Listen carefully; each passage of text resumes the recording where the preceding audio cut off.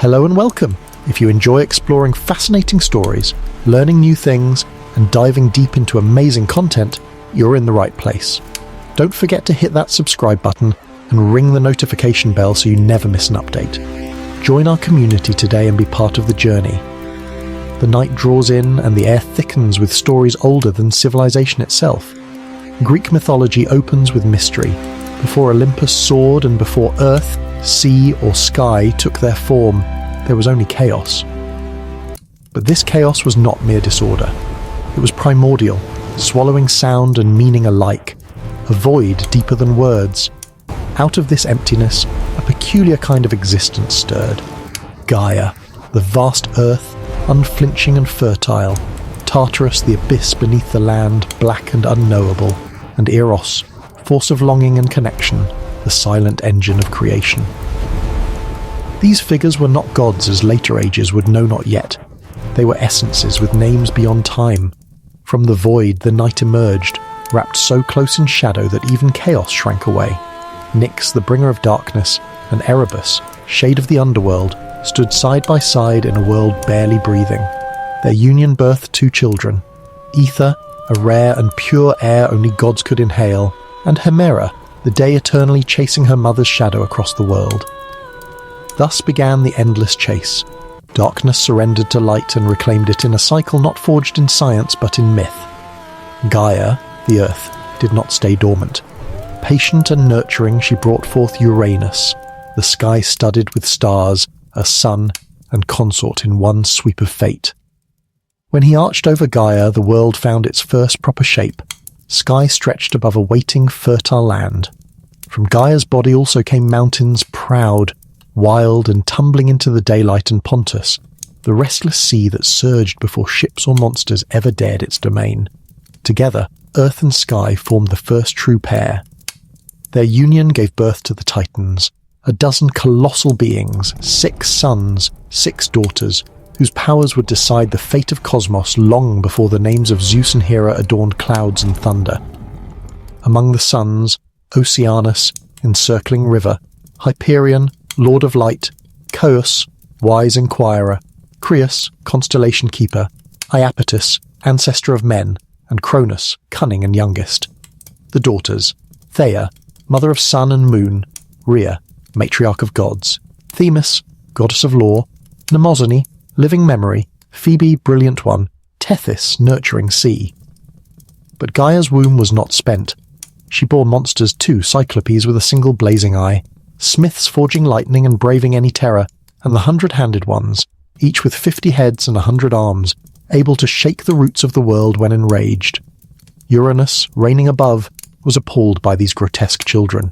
In terror and shame, he forced them back into Gaia's depths, burying them under layers of rock, a betrayal that turned Gaia's sighs to groans, and made the breathing earth a cradle of sorrow, plotting revenge in the dark. Thus, in the era before law or sword, existence arrived in bursts of union and violence. Chaos birthed form, but Gaia, the universal mother, gave foundation, and Uranus, lord of the sky, pressed fate upon the land. Their forced marriage was not one of love, but necessity. Every night Uranus pressed tight against Gaia, concealing her monsters and smothering her pain. Isolated, Gaia crafted a hidden weapon, a sickle sharp and cold as justice, fashioned not from metal, but from stone's earliest truth.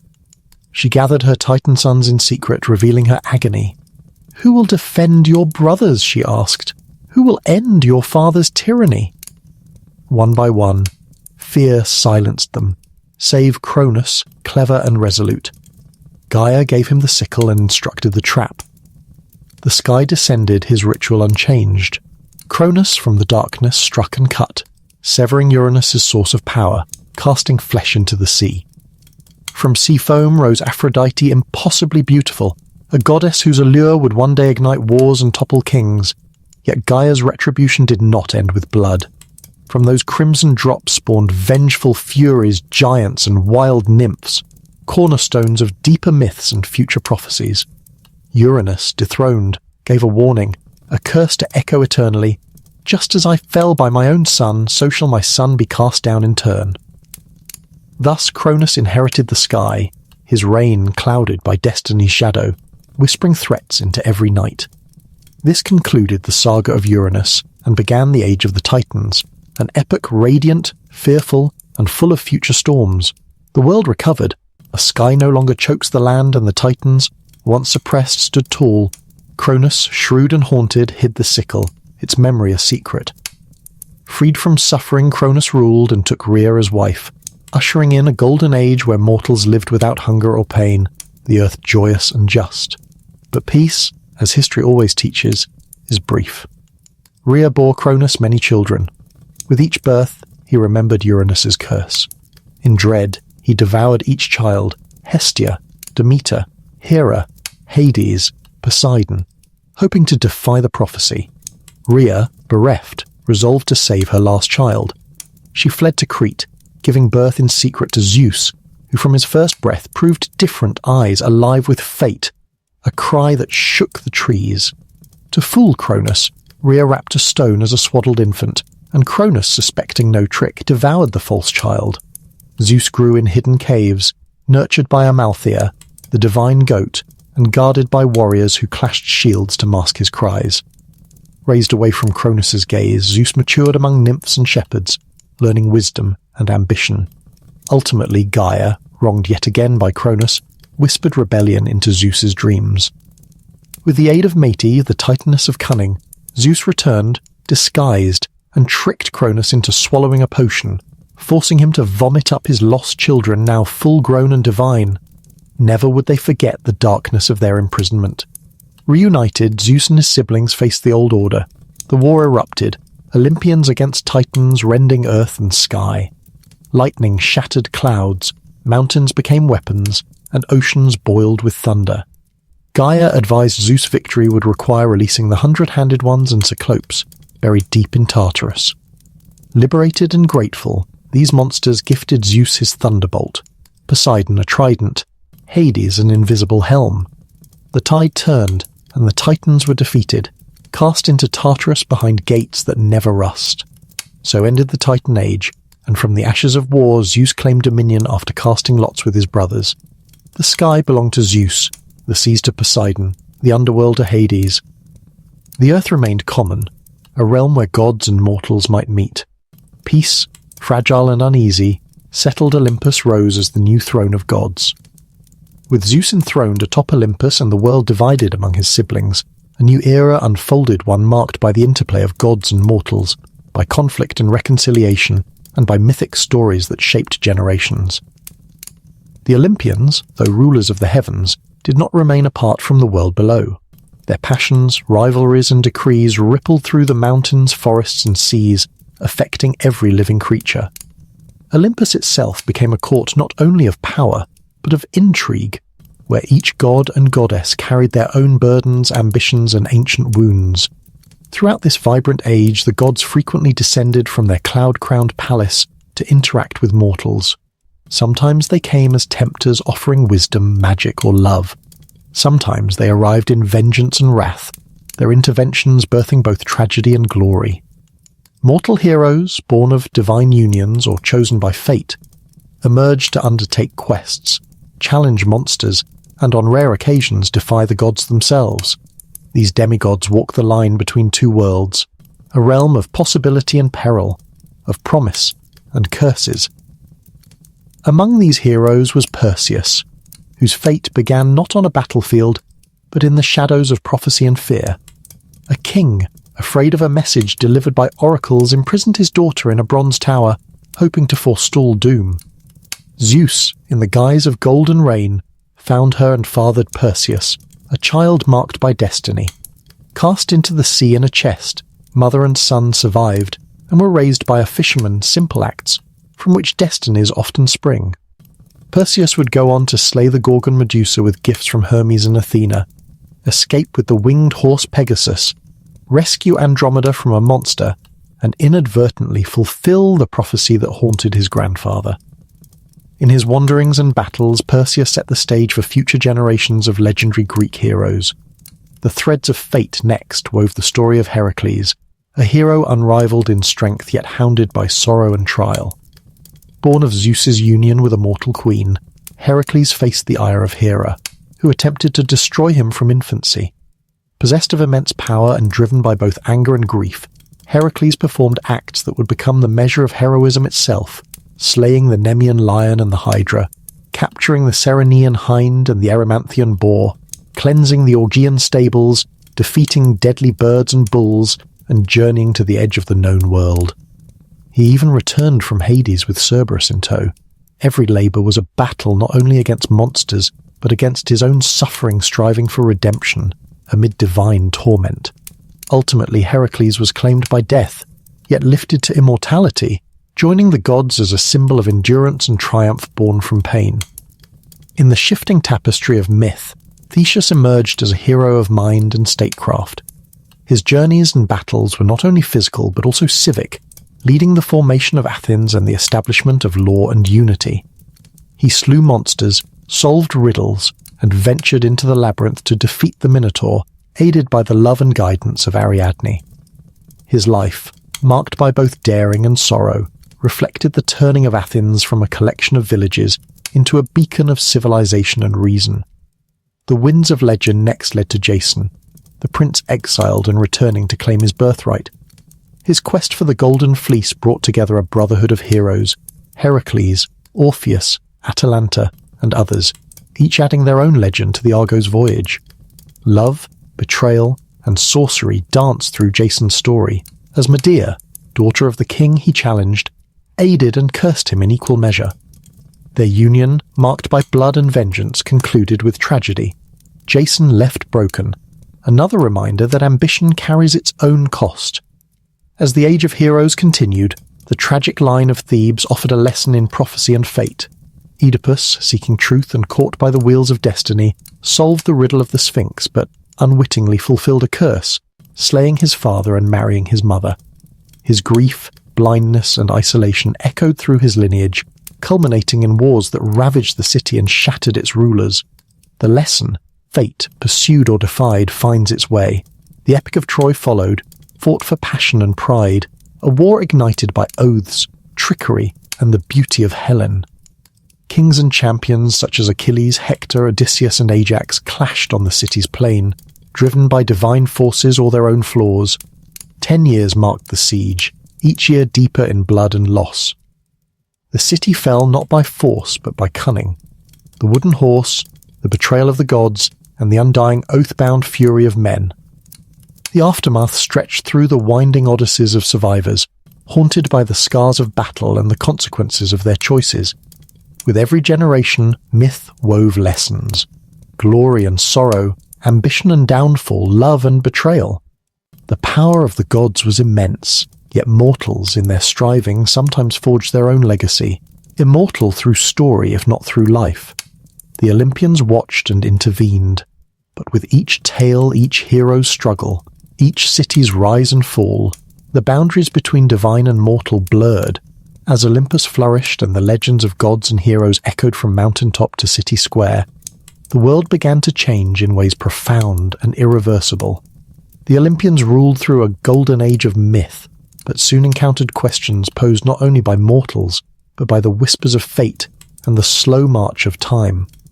The mythic order, once absolute, became subject to criticism, reinterpretation, and the birth of entirely new forms of spirit and faith.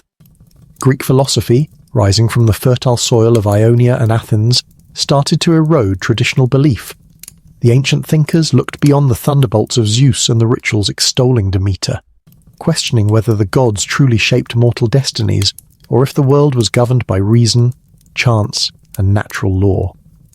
From Xenophanes' critiques of anthropomorphic deities to Plato's vision of perfect abstract divinity, the gods became as much living forces as symbolic truths. Epicurus and the Stoics soon after challenged not just the reality of the gods, but their active role. The divine was reimagined as logos, reason itself threading through the world, and mortals were urged to seek virtue rather than divine favour. Yet, while philosophers debated and poets sang, ordinary Greeks continued to practice rituals, tell stories, and invoke protection over hearth and harvest. Mystery religions grew beneath the veneer of Olympian worship, promising initiation, rebirth, and a personal bond with divinity. Cults honouring Dionysus and Demeter fostered ecstatic rites and secret wisdom, rituals returning the cycle of death and renewal, inviting mortals to transcend fate in ways never promised by the official gods. Meanwhile, the boundaries of Greece stretched. The Romans arrived, hungry for empire and reverent yet practical in their approach to faith. They assimilated the Greek gods under new names, Jupiter, Juno, Neptune, but reshaped their stories for Roman ideals of order, law, and conquest. Homer became Virgil, Athena softened into Minerva, and the thunder on Mount Olympus found echoes in the lore and grandeur of Rome's capital in Hill. But the Olympians, once woven into every aspect of life, grew distant. They drifted from the intimate to the allegorical, serving not as immediate forces but as symbols for values, destinies, and political power. Temples persisted, but belief slowly waned. And so, as centuries passed, the ancient gods faced their greatest challenge, not from monsters or heroes, but from new faith and philosophy. The spread of Christianity, with its single, invisible, omnipotent deity, began replacing the thunder and ritual of Olympus. Pagan temples closed, oracles fell silent, and the old rites were outlawed, sometimes violently, sometimes simply through apathy. But the Olympians did not fall in battle. They faded quietly, lingered in literature, art, and the shadows of memory. Yet, as myth turned into story and worship into legend, Greek gods found a second immortality in human imagination. Renaissance painters rediscovered Aphrodite and Apollo, Enlightenment philosophers pondered Prometheus and fate, and modern poets rewrote Odysseus and Heracles in new forms. The Olympians survived in the architecture of culture symbols of war, wisdom, beauty, justice, and the eternal struggle between fate and mankind. Though their temples fell, their myths endured, living not in stone but in the minds and hearts of those who seek meaning in legend. The influence of Greek mythology did not end with the decline of the ancient world. It continued through centuries, shaping the beliefs, imaginations, and cultural frameworks of societies far removed from its original context. When Rome conquered Greece, the Olympian gods were not erased but transformed. Zeus became Jupiter, Poseidon became Neptune, and the goddess Athena was reborn as Minerva. Roman poets, philosophers, and artists reinterpreted these figures to mirror Roman virtues, law, and imperial ideals. The wild narratives of Homer were subdued. Myth became allegory and emblem, woven into histories of Rome's ancestry and destiny. As philosophies evolved, ancient Greek stories became intellectual puzzle pieces for thinkers like Plato, who wondered at their symbolic meaning, and Epicurus, who challenged their literal truth. The gods shifted from active, meddling forces to poetic representations, archetypes for reason, fate, and human aspiration. Christianity ultimately pushed them out of temples and worship, but they survived in manuscripts and whispered legends. During the Renaissance, Europe looked back to Greece for inspiration, reviving myths in art, literature, and science. Painters depicted Aphrodite rising from the sea, poets invoked the Muses, and sculptors immortalized Apollo in marble. The gods became metaphors for beauty, wisdom, and the indomitable complexity of the human spirit. Philosophers and writers, from Goethe to Voltaire, mined the myths for timeless questions about fate, morality, and love. In modern times, Greek myth continues to thrive. Psychologists like Carl Jung identified the gods as universal archetypes within the collective unconscious. Novelists, filmmakers, and comic book creators reimagined the myths for new audiences. Gods in superhero capes, heroes wandering city streets, and ancient drama cast in contemporary forms. The adventures of Odysseus, the labours of Heracles, and the suffering of Oedipus remain fixtures in literature, cinema, and popular culture worldwide. Greek mythology gained new relevance in the context of Western education and thought. Schools study Homer as foundational literature. Democracy and philosophy are traced to the insights of Greek mythic and historical figures. Phrases, themes, and characters from these myths appear in political discourse, psychological analysis, and everyday speech, ensuring that the Olympians and their heroes live on not as deities, but as permanent fixtures in the realm of story, imagination, and human self-understanding. After the reign of the Titans and the rise of the Olympians, the divine order continued to evolve, shaped by new deities and shifting power dynamics. The Olympian gods, 12 in number, established their rule on Mount Olympus with Zeus as king, dividing the cosmos among themselves. Zeus ruled the sky, Poseidon the seas, and Hades the underworld. The earth remained a shared realm, wild and unclaimed. These gods were powerful yet deeply flawed, reflecting human nature magnified to divine scale. They quarrelled, loved, betrayed, and shaped mortal lives according to their whims. Around Zeus stood Hera, goddess of marriage and queen of Olympus, Demeter, goddess of the harvest, Hestia, guardian of the hearth, Athena, goddess of wisdom and warfare, Apollo and Artemis, the radiant twins of light and moon, Ares, god of war, Hephaestus, the master craftsman, Aphrodite, goddess of love and desire, and Hermes, the cunning messenger. Yet the pantheon was never static. New gods emerged, often born of unusual circumstances or embodying novel aspects of life and nature. Among the last to join Olympus was Dionysus, the god of wine, madness, and ecstasy. Twice born and wild, Dionysus represented the tension between order and chaos, civilization and wildness. His rites, marked by ecstatic frenzy and theatre, introduced mystery cults offering personal transformation and rebirth beyond the formal Olympian cults. Other deities had complex origins. Athena burst fully armed from Zeus's head, embodying strategic warfare and wisdom rather than brute force. Apollo and Artemis, children of the Titan Leto, brought prophecy, healing, and nature's dual light and shadow. Ares and Hephaestus, embodying war and craft, represented the often contrasting forces of violence and creativity within the divine drama. The myths also told of Prometheus, a titan who defied Zeus by gifting fire to humanity, symbolizing knowledge and civilization's rise. For his rebellion, Prometheus endured eternal punishment, yet remained a symbol of foresight and sacrifice for mankind. Pandora, fashioned as a divine curse, unleashed evils upon the world but left hope inside her jar, explaining human suffering alongside endurance. The demigods, children of gods and mortals, heroes like Perseus, Heracles, Theseus, and Jason shaped human history through deeds of valor, tragedy, and enterprise.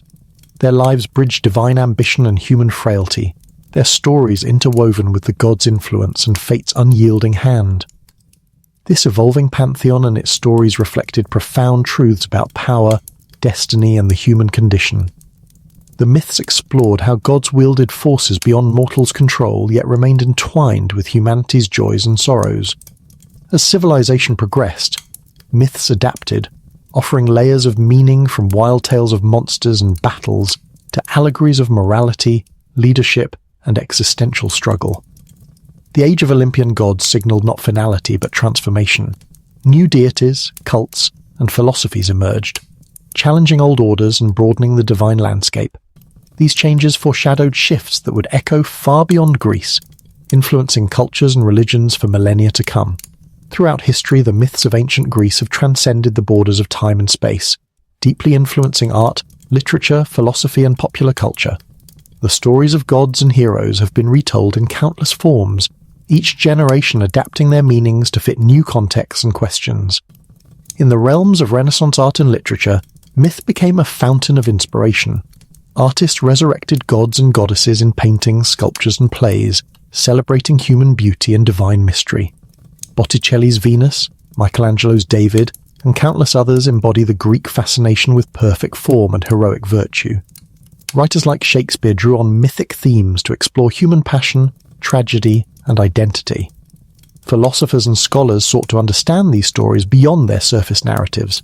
Some treated myths as allegories containing hidden wisdom, while others analyzed them as cultural artifacts revealing ancient worldviews. The Romantic and Enlightenment periods brought new dimensions. Myth was seen both as an expression of primal human experience and as a vehicle for human reason and scientific inquiry. In modern psychology, particularly in the work of Carl Jung, the Greek pantheon became a powerful symbol of the human psyche. Jung's archetypes, universal, recurring figures in human stories found clear parallels in Greek gods. Zeus as the archetype of authority, Athena of wisdom, Dionysus of the wild unconscious. These myths became tools for exploring inner life, dreams, and personal transformation. Contemporary media continues to echo Greek myth. Novels, films, television series, and graphic novels reimagine heroes and gods in new settings, from urban landscapes to futuristic worlds. The heroic quest, the tragic flaw, and the clash between fate and free will remain powerful narrative motifs. In classrooms worldwide, students study Homer's epics not only for their storytelling, but also for insights into human nature and society.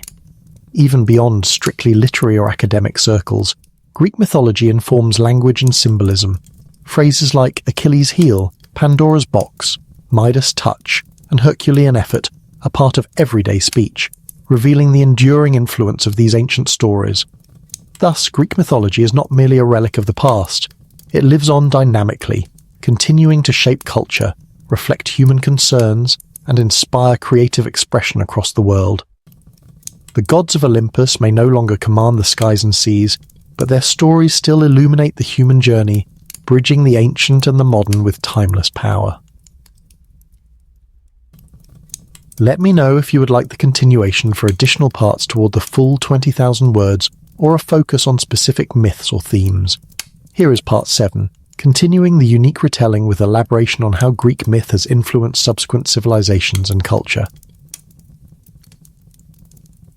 As time passed, the tales of Greek gods and heroes crossed seas and borders, weaving into Roman, Christian, and later Western traditions.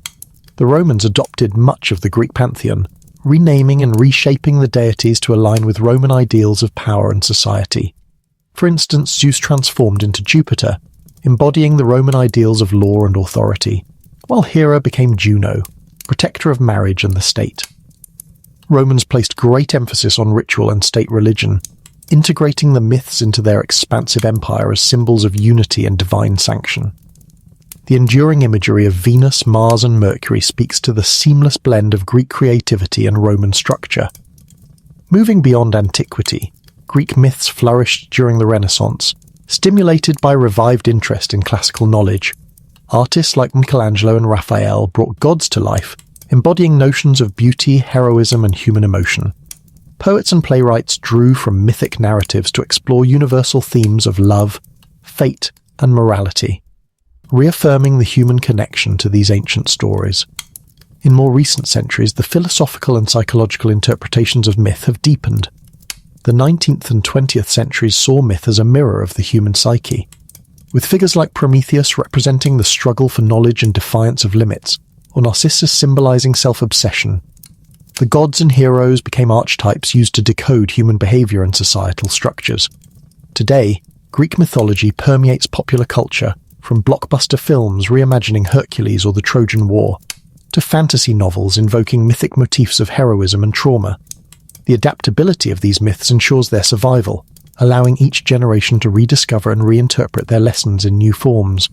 Thus, the legacy of Greek mythology is not one of static tale, but a living tradition, continuously evolving. Its gods, heroes, and stories remain conduits through which humanity explores identity, destiny, and the eternal questions of existence. Greek mythology has a profound and enduring influence on modern culture, permeating literature, art, cinema, music, and everyday life. These ancient myths continue to inspire creators worldwide, appearing in novels, films, operas, and popular music, often reimagined in contemporary contexts. Iconic myths like those of Prometheus, Pandora, and the Titans offer timeless themes of struggle, curiosity, and fate that resonate universally. In literature, works from classics like Homer's epics to modern novels, and even popular series like Harry Potter incorporate motifs and archetypes drawn from Greek mythology. In visual arts and cinema, depictions of gods and heroes remain popular subjects, vividly present in blockbusters such as Troy and 300 Spartans, as well as in modern fantasy and drama. Greek mythology also influences language, with many expressions and references deeply embedded in everyday speech and symbolic branding in the corporate and geographic world. Philosophically, the archetypes and stories continue to inform contemporary spiritual and ethical debates, shaping how people understand human nature and destiny. Overall, the reflection of ancient Greek myths in today's culture testifies to their timeless relevance and the rich legacy of Greek civilization, alive not only in history books, but living vibrantly in modern imagination and identity. If desired, Further parts can explore in more detail specific cultural domains such as psychology, literature or film, and how Greek myths adapt to new cultural and artistic forms. The motif of fate in ancient Greek mythology and its counterpart in modern psychology reveal both parallels and contrasts in understanding human destiny and agency. Fate in ancient Greek mythology.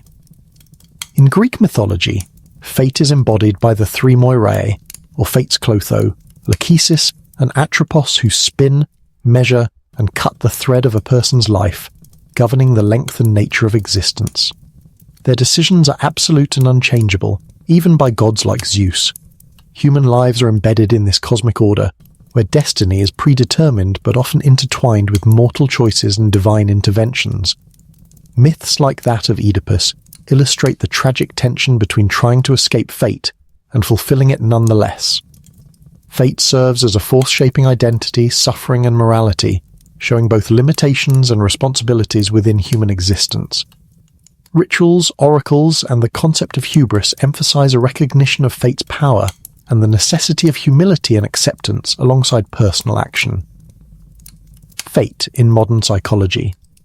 Psychology, particularly through figures like Carl Jung, approaches fate not as external predetermination, but as an intrinsic unfolding of inner realities. Fate is seen as emerging from unconscious archetypes and instincts within the human psyche. Events that appear fateful reflect our inner nature and unconscious patterns, which shape perception and decision-making. Jungian psychology suggests fate has a biological and symbolic dimension, related to personal growth and individuation, the process by which a person realizes their unique self. Thus, fate is less about fixed outcomes and more about the interplay of inner forces driving psychological development. Fate aligns with the instinctual and archetypal contents guiding emergence into wholeness. Comparison: external versus internal. In Greek myth, fate is an external divine force that controls destiny beyond mortals' control. Modern psychology locates fate within the self, expressed symbolically through archetypes and unconscious drives. Determinism versus development. Myth implies a fixed, predetermined timeline. Birth, life, death, and major events are set. Psychology interprets fate as a meaningful journey of inner growth, where fateful events prompt development rather than unavoidable ends. Divine versus human agency. Myths highlight gods and the cosmic order as arbiters of fate, often punishing hubris against divine will. Psychology emphasizes personal agency within the unconscious framework. Fate is a pathway to self-knowledge rather than punishment. Symbolism and meaning. Both perspectives see fate infused with profound meaning. Myth portrays fate as a moral and existential lesson about human limits, while psychology views fate as reflecting the inner symbolic life and the drive to integrate unconscious parts. Conclusion. Fate in ancient Greek mythology and modern psychology shares a concern with the forces shaping human life and identity, but differs in locus and implication.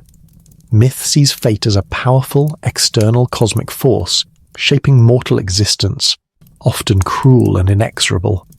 Psychology reinterprets fate as an inner dynamic, guiding psychological transformation and emphasizing the potential for conscious engagement with destiny. Together, these views offer complementary insights into how humans understand the interplay of destiny, choice, and meaning. Odysseus, king of Ithaca, was a cunning and resourceful hero famed for his role in ending the Trojan War by devising the legendary Trojan horse stratagem. After the war's conclusion, his long journey home became the subject of Homer's epic, the Odyssey. Odysseus's journey was fraught with supernatural challenges and divine wrath. The sea god Poseidon hated Odysseus for blinding his son, the Cyclops Polyphemus, and sought to prevent his return by stirring storms and wrecking his ship. Guided by the goddess Athena's protection, Odysseus faced a series of ordeals including the Lotus Eaters, whose flowers caused forgetfulness and apathy in his men, the Cyclops Polyphemus, whom Odysseus blinded to ensure escape, the enchantress Circe, who transformed his men into swine but later aided him, dangerous sirens whose enchanting song threatened to lure them to destruction, the underworld, where Odysseus consulted the prophet Tiresias, the sea monsters Scylla and Charybdis, between whom he navigated perilously, the sacred cattle of Helios, whose slaughter by his crew brought Zeus's wrath and the loss of all men but Odysseus. After being held captive for 7 years by the nymph Calypso, Odysseus was finally released thanks to divine intervention. He landed on the island of the Phaeacians, who gave him safe passage back to Ithaca. Upon arrival, Odysseus disguised himself as a beggar to assess the situation at home, where suitors vied for his wife Penelope's hand, assuming him dead. With the aid of his son Telemachus and loyal servants, Odysseus defeated the suitors, reclaimed his throne, and was reunited with his family. Odysseus' story is one of resilience, cunning, and determination. His victories were not only over monsters and gods, but over fate and hardship, embodying the enduring human spirit and the quest for home and identity. Odysseus was born on the rocky island of Ithaca, son of King Laertes and Anticlea. From his youth, he was unlike any other prince, sharp-witted, resourceful and brave, yet cautious and wise beyond his years. His mother, a granddaughter of the trickster god Hermes, imbued him with a spark of cunning that would become his greatest strength. As he grew, Odysseus learned the arts of war, speech and sea navigation. He won the hearts of his people and prepared to rule, but fate had a different plan. The cloud of war loomed over Greece, stirring unrest after the abduction of Helen by the Trojan prince Paris. Though Odysseus initially sought to avoid the prolonged conflict, his sense of duty and honor could not be denied. Before joining the Greek forces, a momentous event marked his first true heroic deed. Of the first feat, the contest of the bow. Before the Trojan War began in earnest, many Greek kings and warriors gathered at the court of King Agamemnon to discuss strategy and prepare their fleets. Among them was Odysseus, known for his tactical mind more than brute strength. During a solemn feast, tensions rose as the Greek leaders boasted of their prowess. At the centre of the gathering was a massive bow, once belonging to the great hero Heracles, laid before the assembly as a test of true merit. Only the one worthy enough to string it could claim leadership of the impending voyage. The barons laughed at Odysseus's slender frame and quiet demeanour. "What can this man, crafty as he is, do that we cannot with muscle and sword?" scoffed a warrior. But Odysseus replied steadily, "It is not only strength that wins wars, but wit and will." In dialogue with the gods that night, Odysseus dreamt under the wide sky. Before him appeared Athena, shimmering in golden armour, her eyes bright with approval. "Athena," Odysseus whispered, "I seek your counsel. The bow will test more than strength. It will test honour and fate. Will you grant me your favour?" The goddess smiled, her voice like the rustle of olive leaves. "Son of Laertes, you bear the gift of cunning and courage. The gods watch your journey, but remember, no mortal can escape the weave of destiny unscathed. I will gift you clarity of mind and sure hands. Trust your heart above all." "I accept your gift and your warning," Odysseus said, bowing deeply. As the challenge. At dawn, the assembly gathered in the great hall. One by one, warriors tried to string the bow, their efforts failing amid murmurs and doubts. Hector, the Trojan prince allied through kinship, was said to be unmatched in strength, but the bow remained unyielding. Odysseus stepped forward, calm and confident. "Allow me to try." The hall fell silent. The gods, unseen, held their breath. With a steady hand, Odysseus grasped the massive bow. His fingers, guided by Athena's wisdom, bent the wood with ease. The string sang with a taut whisper as he drew the arrow back, aiming true at a distant target set across the hall. The arrow flew swift and silent, striking the mark dead centre. Awe rippled through the crowd. Agamemnon rose, voice thick with respect. "Odysseus, you have shown the strength of wit and heart. You shall sail with us, and your counsel shall guide this war." The gods' council. Far beyond mortal sight on Mount Olympus the gods convened. Zeus, thunderous and wise, spoke first. "Odysseus is cunning beyond most mortals. He may change the war's course, but also bring chaos." Poseidon, the sea's fierce lord, growled, "He has blinded my son Polyphemus once. I will make his journey home long and perilous." Athena, protector of wisdom and warfare, replied, "He serves justice and balance. I will shield him against many dangers and nurture his spirit." Hera, queen of the gods, nodded thoughtfully. "Fate weaves tight threads. Yet Odysseus's story is not done. Thus began Odysseus's legend, not only as a warrior, but as a man destined to face God's favour and wrath alike. His first great triumph was a testament to human cleverness and divine intrigue, setting the stage for a journey that would become the Song of Ages, the Odyssey. The air hung heavy in the shadowed cavern, lit only by flickering flames and the distant roar of the sea. Stripped of armour, but burdened with wary courage, Odysseus stood among his weary men. Before them lay the lair of the Cyclops, a monstrous giant with a single glaring eye in the centre of his forehead, a son of Poseidon himself. Their theft of the giant's cattle and the terror of his name had preceded them. Polyphemus, a savage cannibal, uncaring of gods or men. Odysseus raised his head, voice low but fervent. Men, we cannot affront fate blindly. This cave offers no easy path. We must be cunning, not strength alone, if we are to see the dawn beyond these walls. The men nodded, gripping their weapons, hearts pounding. Suddenly, the cavern mouth groaned as a mountain of flesh and bone strode into the darkness. Polyphemus, towering and terrible, with hands large enough to crush ships, herded his sheep inside.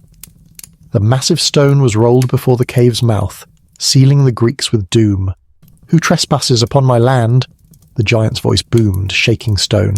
"Speak your names or face my wrath." Odysseus stepped forward, a mask of calm over his racing pulse. "We are strangers from far seas, wandering and lost sons of Zeus's mortal world," he said.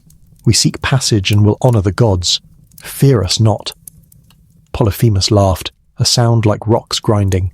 "Zeus? Fear not. Foolish mortals, no god will save you here. I am the law unyielding, unbreakable." As night deepened, the giant's horror began. One by one, he snatched men from the trembling band, swallowing them whole. Despair gnawed at the survivors, but Odysseus's mind raced. "There is but one hope," he whispered. "We must blind the monster, free ourselves." Under cover of darkness, with a sharpened stake hidden in shadows, Odysseus offered the giant wine, a potent, intoxicating gift forged by the gods. Polyphemus drank deeply, his single eye closing, his monstrous breath slowing. Then, with steely nerve, Odysseus and his men seized the moment. The heated stake plunged into the eye, red and white exploding with the monster's agonized roar. "You shall suffer," he bellowed, thrashing, blinding darkness consuming his single sight. But escape hung on one perilous trick. Beneath the giant's bulk, the Greeks clung to the underbellies of his massive sheep. As Polyphemus, blinded and bleeding, rolled back the stone at dawn, his famished flock spilled into daylight, carrying the last of Odysseus's crew away from death. Later, as Odysseus sailed beyond the horizon, his victory whispered to the gods. Poseidon, wrathful, cried, "This insolent mortal, he has pierced my son's eye and mocks the sea's power. Let his path be long and filled with storms." From Mount Olympus, Athena's voice soothed, "He is cunning, brave. The balance must be kept. Let fate unfold, but my favour remains with Odysseus." A dialogue of gods and man hung in the air, an eternal contest of wit and will that would define the hero's journey for all time. With the dawn breaking cold and sharp, Odysseus and his surviving men slipped quietly to their ships, their hearts still pounding with the echoes of the night's terror. Yet their ordeal had only begun. The sea, vast and indifferent, stretched before them, a pathway fraught with unseen dangers and divine caprice. Odysseus stood at the prow, eyes fixed on the horizon, contemplating their next move. His thoughts were torn between the longing for home and the heavy weight of fate's designs. Suddenly, the wind shifted, carrying a dreadful scent of magic and menace. The ship's mast groaned as the sorceress Circe appeared on a distant shore, her silhouette framed by strange, flickering flames. "Men of Ithaca, you sail into my domain," her voice warned, both inviting and threatening. "Turn back or face the consequences of your arrogance." Odysseus, undeterred, grasped the godly herb given by Hermes, a gift meant to protect him from Circe's spells. With cautious steps he approached her palace, confident but wary. Inside, Circe's eyes gleamed with otherworldly power. She lured his men to feasts and then struck. A cruel magic turned them into swine, bodies thick with bristles, minds clouded and dumb. Odysseus, shielded by Hermes' charm, confronted her. "Change them back," he demanded. "Release my comrades or face my wrath." "Oh, Odysseus," Circe smiled, "only one as clever as you can resist me. If you swear loyalty and love, I will restore your men and teach you secrets that even gods envy."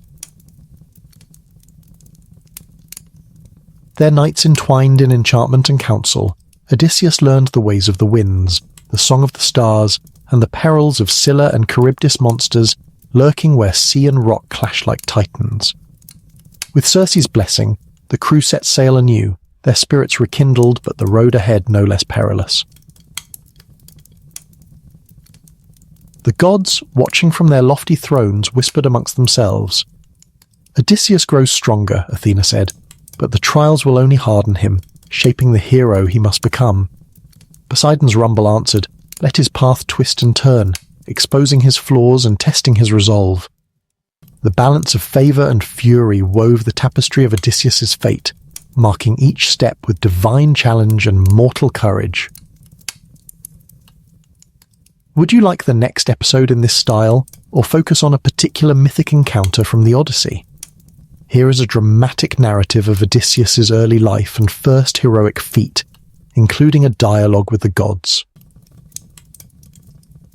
Born on the rugged island of Ithaca, Odysseus was the son of King Laertes and Queen Anticlea. From his earliest days, he showed a mind as sharp as a blade and a heart filled with restless courage. His mother often told him tales of the gods and heroes, and how cunning and wisdom could change the tides of fate. One twilight, as Odysseus wandered among the olive groves, Athena appeared before him, her eyes bright with divine fire. "Odysseus," she said, "you are destined for greatness, but many trials await you. The path you choose must be walked with wit as much as strength." "I am ready, goddess," Odysseus replied. "Guide me, and I will not falter." Athena smiled. "Your first trial will come soon, a test of your mind and courage. Trust the gods, and trust yourself." The news of war stirred all Greece. Kings and warriors rose to gather at the shores bound for Troy. Among them, Odysseus was known not just for his skill with spear or sword, but for his craft and guile. Yet at the kingly feast before the voyage, the great bow of Heracles lay as a challenge. Only he who could string it would earn respect and command. The suitors laughed, but Odysseus stepped forward calmly. "Let the gods judge my hand," he said. As he gripped the massive bow, Athena's whisper filled his mind, steadying his muscles and sharpening his vision. With a powerful pull, the bow bent like a crescent moon, and the arrow flew true, striking the mark with unerring precision. The hall fell silent, and King Agamemnon nodded with respect. "You have shown us your worth, Odysseus. May your wisdom guide us through the storm ahead." On Mount Olympus the gods convened. Zeus thundered, "This mortal's cunning may turn the tide, but also shall bring great peril." Poseidon growled, "My son Polyphemus shall repay this insult." But Athena declared, "Odysseus shall be my champion, favoured in council and battle." Thus began Odysseus's journey, a tale of wit, bravery, and the endless struggle against fate and the gods themselves. After the greying clouds broke and testament to storms passed, Odysseus and his 12 faithful companions found themselves drifting upon unfamiliar seas. Their vessels, weary but resilient, sought refuge on the shore of a strange land, an island shrouded in mystery and silence. At nightfall, curiosity and hunger guided them toward a cavern vast and dark, a dwelling rumoured to belong to the monstrous Cyclops, giant sons of the sea god Poseidon. Drawn by the promise of food and shelter, Odysseus led his comrades into the dark maw of the beast's lair. But fate revealed its cruel face. The massive form of Polyphemus returned, his single eye blazing and wide, his voice thunderous and brimming with rage. He ignored the guest-right laws sacred among men, scoffing at the very notion of hospitality. One by one, he seized 6 of Odysseus's men, devouring them in horrid feasts that chilled even the bravest hearts. Odysseus, trapped but unbroken, sought to outwit the giant. He introduced himself as nobody. With a cunning plan, he offered Polyphemus potent wine, seducing the monster toward a drunken slumber. As the giant's eye fluttered closed, Odysseus and his men seized a sharpened wooden stake, fashioned from the great oak of Polyphemus's own hearth, and drove it deep into the Cyclops' single eye. A howl like crashing thunder tore through the cave as Polyphemus roared in agony, blinded and betrayed. Yet escape required subterfuge beyond mere violence. The Greeks bound themselves under the bellies of Polyphemus's flock sheep so large and strong that even the giant could not detect the fugitives beneath their wool. As the blinded beast let his flock out to graze, Odysseus and his men slipped away, clinging to survival and the promise of home. But Odysseus, ever fiery with pride, could not restrain his voice once aboard his ship. Polyphemus, son of Poseidon, received this curse from Odysseus of Ithaca. The wrathful Cyclops howled to his divine father, cursing the hero's return, and from that moment, Poseidon vowed to torment Odysseus at every turn. This first great feat was not only a test of strength, but a triumph of cunning over brute force, a hallmark of Odysseus's legacy, blending mortal wit with the will of gods and the cruel whims of fate. With the blinding of Polyphemus, Odysseus and his men made their daring escape from the Cyclops' cave by clinging to the undersides of the giant's enormous sheep. As the blind beast rolled back the great stone to let his flock out to graze, he painstakingly felt each sheep, yet failed to detect the hidden men beneath their bellies. The cleverness of Odysseus saved them from grisly death once more. At sea, Odysseus's pride swelled, and forgetting the counsel of caution, he shouted his true name into the blustering wind, mocking the blinded giant. "Polyphemus! You shall remember Odysseus of Ithaca, master of guile and fury!" From the depths rose a furious roar that echoed over waters and twisted clouds. His curse had been uttered. Poseidon, god of the sea and mighty father of Polyphemus, heard and vowed retribution. Their ship tossed violently, the sea god hurling storms and dangers in Odysseus's path. Yet the hero pressed onward, knowing survival demanded both strength of arms and strength of mind. His crew, though battered by fear, trusted his wisdom as they sailed toward unknown trials. Next, they encountered strange lands and sorcerous enchantments. Aboard their ship, Odysseus called his men, their faces grim with exhaustion and hope. "Comrades, our journey tests body and soul. Each step forward is a battle, each dawn a question. Yet with wit, courage, and the favour of the gods, we shall prevail." This marked only the beginning of the trials that would forge Odysseus's legend, a voyage shaped by divine anger, mortal perseverance, and unyielding human spirit. The waves whispered their ominous secrets beneath the oars as Odysseus stood tall at the prow of his ship. The wind tugged at his cloak, but his mind was heavy, clouded with thoughts of the terrified escape from Polyphemus's cave. Behind him, his men sat in exhausted silence, nursing wounds far beyond the flesh wounds of loss, fear, and the haunting face of the Cyclops they had left behind. Odysseus broke the quiet, voice low but forceful. "We have escaped the grasp of death itself, but now know the wrath of the sea god Poseidon. Polyphemus's curse was not mere sound, it's a storm brewing on our very horizon." The crew stirred uneasily. One sailor, gripping the wooden rail, whispered, "Will the gods harm us now? We were but guests to the giant's land." Odysseus's eyes narrowed, fierce and bright. "The gods move as mortals do, with anger and favour. Poseidon may unleash storms, but we must sail with hearts steeled and minds keen. Our fate is never sealed till the last breath." As the ship cut through the swelling waves, the air shimmered with unseen divine presence. Bright-eyed Athena appeared beside Odysseus, her voice both comforting and commanding. "Son of Laertes, your cunning has earned both enemies and allies among the gods. Poseidon's fury will test you, but so too will my guidance. Trust your wits as much as your strength, and no trial shall overwhelm you." Odysseus bowed his head, resolved. "With your favour, goddess, I face what lies ahead." The sea darkened, and a tempest rose. Lightning cracked, casting jagged shadows on the hull. The men gripped ropes and masts, battling the fury of waves that threatened to swallow them whole. Yet through thunder and spray, Odysseus's steady commands rang out. "Hold fast! No storm breaks the will of those seeking home." The storm passed at last, but the voyage had only begun. The curse of Polyphemus marked Odysseus's long and winding path, an odyssey of God's wrath, mortal courage, and unyielding hope. Would you like to continue with the next episode? Perhaps the encounter with the Lotus Eaters or Circe's Island? Here is a dramatic continuation of Odysseus's journey following the escape from Polyphemus, capturing the tension and resolve aboard his ship. The sea was restless, mirrors of stars shattered on restless waves. Silence fell like a heavy cloak over the weary crew, their faces pale beneath the moon's cold gaze. Odysseus stood alone at the prow, eyes fixed beyond the horizon where homeland awaited like a distant dream.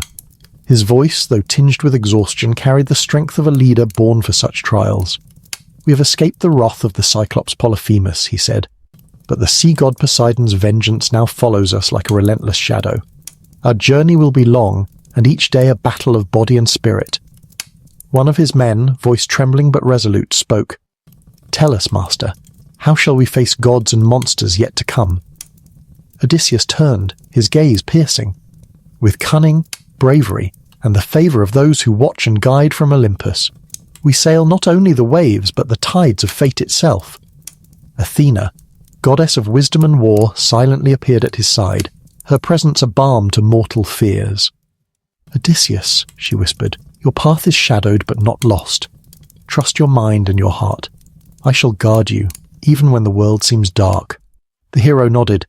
"Then let the winds rise and the tempest roar. We will sail through night and storm, for I am Odysseus, master of guile and will." After days of battling relentless seas and the wrath of the gods, the weary ships of Odysseus and his men finally found shelter in calm waters. Before them lay a verdant island, bathed in golden light and fragrant with an unfamiliar sweet scent that drifted on the gentle breeze. "Land at last," one sailor breathed, hope rekindling in his tired heart. Odysseus, ever cautious, ordered a scouting party to explore. 3 men, 2 warriors, and a trusted herald stepped onto the shimmering shore and ventured inland, their senses alive to the island's mysteries. They soon encountered the island's inhabitants, the Lotus Eaters, a gentle folk who welcomed the strangers with open hands. These people offered a curious fruit, the lotus. Its petals gleamed with a honeyed sweetness, promising peace and respite. "Eat, weary travellers," they said. "Taste the fruit of forgetting, of ease beyond toil. Here, forget your troubles, and let the cares of journeying fade." The men partook, drawn by hunger and wonder. At first, delight bloomed upon their faces, smiles unfurling like the petals of the flower itself.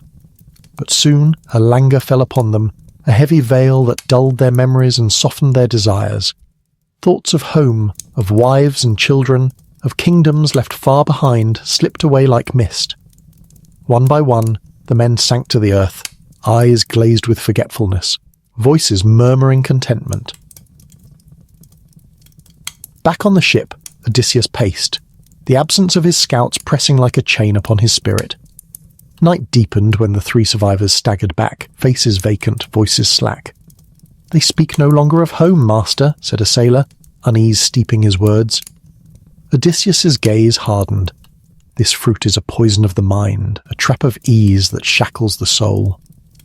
With iron resolve he seized his men one by one, dragging them from the clutches of the lotus.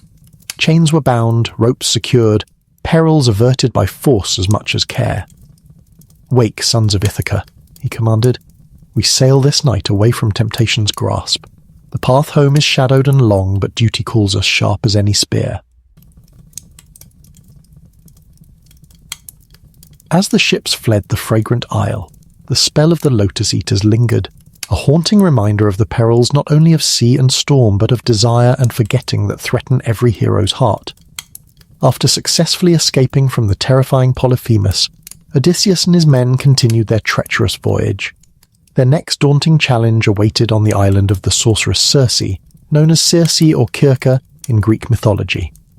Upon arriving at Circe's island, Odysseus sent a small group of men to explore. These explorers soon found Circe's magnificent palace, lush with strange herbs and exotic animals.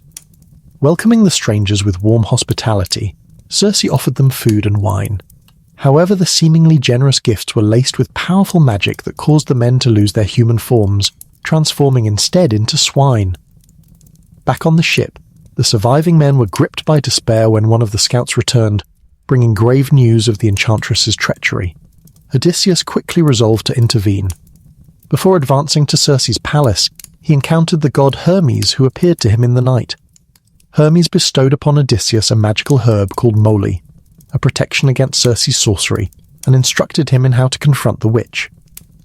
Armed with Hermes' gift and divine counsel, Odysseus entered Circe's grand hall. As she attempted to cast her spell upon him, Odysseus swallowed the moly and remained immune. Drawing his sword, he forced Circe into submission. Recognizing his strength and divinely granted immunity, Circe surrendered and swore oaths that she would harm neither Odysseus nor his men. Over time, Circe reversed her curses, returning the transformed men to human form. For a year, Odysseus and his crew remained on her island, rested and regaled by the enchantress, gathering strength for the next phase of their journey. Before departing, Circe offered guidance. She urged Odysseus to seek out the realm of the dead, where he must consult the prophet Tiresias to learn how to navigate the remaining perils that barred his path home. Thus, the episode with Circe was a crucible of magic, cunning, and divine intervention, a testimony to Odysseus's resourcefulness and resilience. Suddenly, a radiant figure steps softly upon the sand. It is Hermes, swift messenger of the gods, clad in winged sandals and bearing a staff entwined with serpents. Hermes, Odysseus, son of Laertes, crafty beyond mortal kin, why do you sit thus alone, burden heavy upon your brow? Odysseus, great Hermes, fleet and cunning, I sense the shadows deepen on my path. Soon I must face Circe, the enchantress who wields magic that can bind souls. How may I resist her wiles and save my men from doom? Hermes, fear not, for I bring you aid. A magic herb, moly, whose root is black as night and flower white as dawn. A charm no spell can pierce. Take this talisman. Swallow it before you meet the sorceress. Hermes produces the herb, its petals glowing faintly in the moonlight. Odysseus, I accept your gift, son of Maia. With this, I shall stand unshaken. Hermes, yet heed well my counsel. Circe's power is great, but she honours strength and wit alike. Speak bold words, yet temper them with wisdom. Show her you are no mere mortal to be ensnared. Odysseus, your wisdom is a shield as strong as any bronze, Hermes. Tell me, will the gods watch over me when I cross her threshold? Hermes, Athena's eyes shall guide you, and the fates weave your story with their hands. But even gods cannot free men from the trials they must walk. Courage shall be your companion, Odysseus. Odysseus, so be it. Tonight, the fate of my men and the hope of Ithaca rest upon my shoulders. Hermes, go now, son of Laertes. Let your mind blaze with cunning and your heart burn with resolve. No enchantment can chain the soul that dares to claim its destiny. Hermes, Odysseus, son of Laertes, bearer of wit and will, why does your heart tremble beneath the stars? Odysseus, great Hermes, the path grows dark and perilous. The enchantress Circe wields powers that bind men's souls. How shall I face her without falling prey? Hermes, powerful indeed is Circe, and slow to mercy as the stone that seals her hall. But take from me this, a root, mysterious and rare moly, the shield against her witchery. Swallow it ere she speaks, and no spell shall touch your mind or flesh. He extends the herb, its pale flower glowing faintly. Odysseus, your gift is a balm against the unknown, yet, messenger, do I trust the gods with my fate. You, swift as deception, know how thin the veil between favour and betrayal can be. Hermes, sharp-souled Odysseus, the gods weave threads both bright and dark. Aid given may turn to chains unseen. Counsel whispered can mask deeper designs. Beware, for even allies walk paths shadowed by their own desires. He pauses, eyes shining with enigmatic fire. Hermes, remember, No mortal nor god escapes fully the snare of fate or folly. Your journey will ask much. What you resist becomes your master, and what you trust may yet undo you. Odysseus, then I will walk that edge, armed with your gift and guarded by cunning. Let love and treachery both serve as teachers upon my path. Hermes, go now, Odysseus. Encounter the immortal with immortal sharpness. The gods watch as do shadows beneath the light. As the ship anchored near the mysterious island, twilight deepened the shadows along the shore. Odysseus stood at the water's edge, heart steeled but mind alert. He sensed the stirring of ancient magic in the air. Suddenly, a figure appeared from the dusky mist. Hermes, the fleet-footed messenger, gliding silently across the sand, his wings brushing the breeze. Hermes, Odysseus, son of Laertes, cunning beyond your kin, the path before you is fraught with peril. Circe, mistress of enchantments, awaits. Her magic ensnares the unwary, turning men to beasts. Odysseus, tell me, god of transitions, how shall I protect myself and my comrades from her spells? Hermes, take this, the herb moly, rooted deep in mystery and white as the stars. Swallow it before you face her, and her charms will falter against your will. Hermes handed Odysseus a shining, unusual plant. The air around it seemed alive with power. Hermes, with a slight knowing smile. Yet beware, Odysseus, for not all is as it seems. The gifts of gods can harbour shadows, and friend may weave betrayal in the loom of fate. The enchanter's welcome is both balm and snare. Odysseus accepted the herb, feeling the weight of divine intrigue settle on his shoulders. That night, within Circe's grand palace, Odysseus confronted the sorceress. Her eyes flickered with ancient fire, her voice weaving spells more potent than sword or spear. Circe smiled. Mortal, you dare enter my realm unshaken. Surrender your will, and you shall know pleasures beyond the mortal coil. But Odysseus, his lips guarding the secret of the moly, drew his sword and stepped forward. I walk not as prey, but as master of my fate. Speak true, or face my wrath. Circe's smile wavered. You carry gifts of gods. Hermes' cunning in your veins. So be it. I honour your strength. The enchantress lifted her wand, reversing the spells bound upon Odysseus's men, restoring them to human form. For a year, Odysseus and his crew rested on Circe's island, regaled by feasts and enraptured by a peace rare in their journey. Yet, even in this brief sanctuary, whispers of home and destiny stirred, calling them beyond the shadows of enchantment, back to the world of men and gods. The sun dipped low on the horizon, casting long shadows over the lush island of Exile, home to the sorceress Circe. From the forests, a melody of strange birds echoed, a hypnotic call that promised both hospitality and danger. Odysseus ordered 12 warriors to explore the verdant land while he remained aboard, senses alert. The scouts soon discovered a magnificent palace of marble and gold, surrounded by strange herbs that seemed to whisper in the wind. As they approached, they were met by Circe herself, a figure of radiant beauty and intoxicating presence. She beckoned them inside with a smile that held secrets dark as the night. Come, weary travellers, she purred. Rest and feast at my table, and know pleasures beyond the toil of fate. The men, hungry and captivated, accepted her gifts. But soon they fell under a heavy spell, emerging as swine grotesque and helpless, trapped in bodies bereft of reason and speech. Back on the ship, the survivors despaired, but Odysseus's resolve hardened. Before approaching the enchantress, he was visited once more by Hermes, god of transitions, gleaming with urgency. Hermes, son of Laertes, Circe's craft is mighty, but her power falters before the brave and wary. Here is moly, a herb of charm and shield. Consume it now, and her sorcery will pass like shadow before the dawn. Odysseus, your guidance fills me with strength, noble messenger. But tell me, does the path hold only aid, or does betrayal linger among the gods? Hermes, in the dance of fate, friend and foe may wear the same mask. Trust your wit, guard your heart, and remember, even the gods' blessings can sting like vipers. With the magic herb in hand, Odysseus entered Circe's hall. As she rose to cast her spells, the hemlock's power protected him. Their eyes met. One mortal, one divine, each weighing the other's strength. "Foolish man," Circe hissed, "your defences break no enchantment here." But Odysseus stood firm. "Try if you must, witch, but know this, I am no slave to magic." Realizing his divine shield and courage, Circe lowered her wand. "Your valour earns my respect," she said. "Not as prisoner you shall remain, but honoured guest." Thus began a year of feasts, counsel and renewal, until the time came for Odysseus to seek the underworld's wisdom. Under a veil of starlit silence, the weary ship of Odysseus pushed against the shadows of fate. Their paths led to the realm unseen, the dark borders of the land of the dead.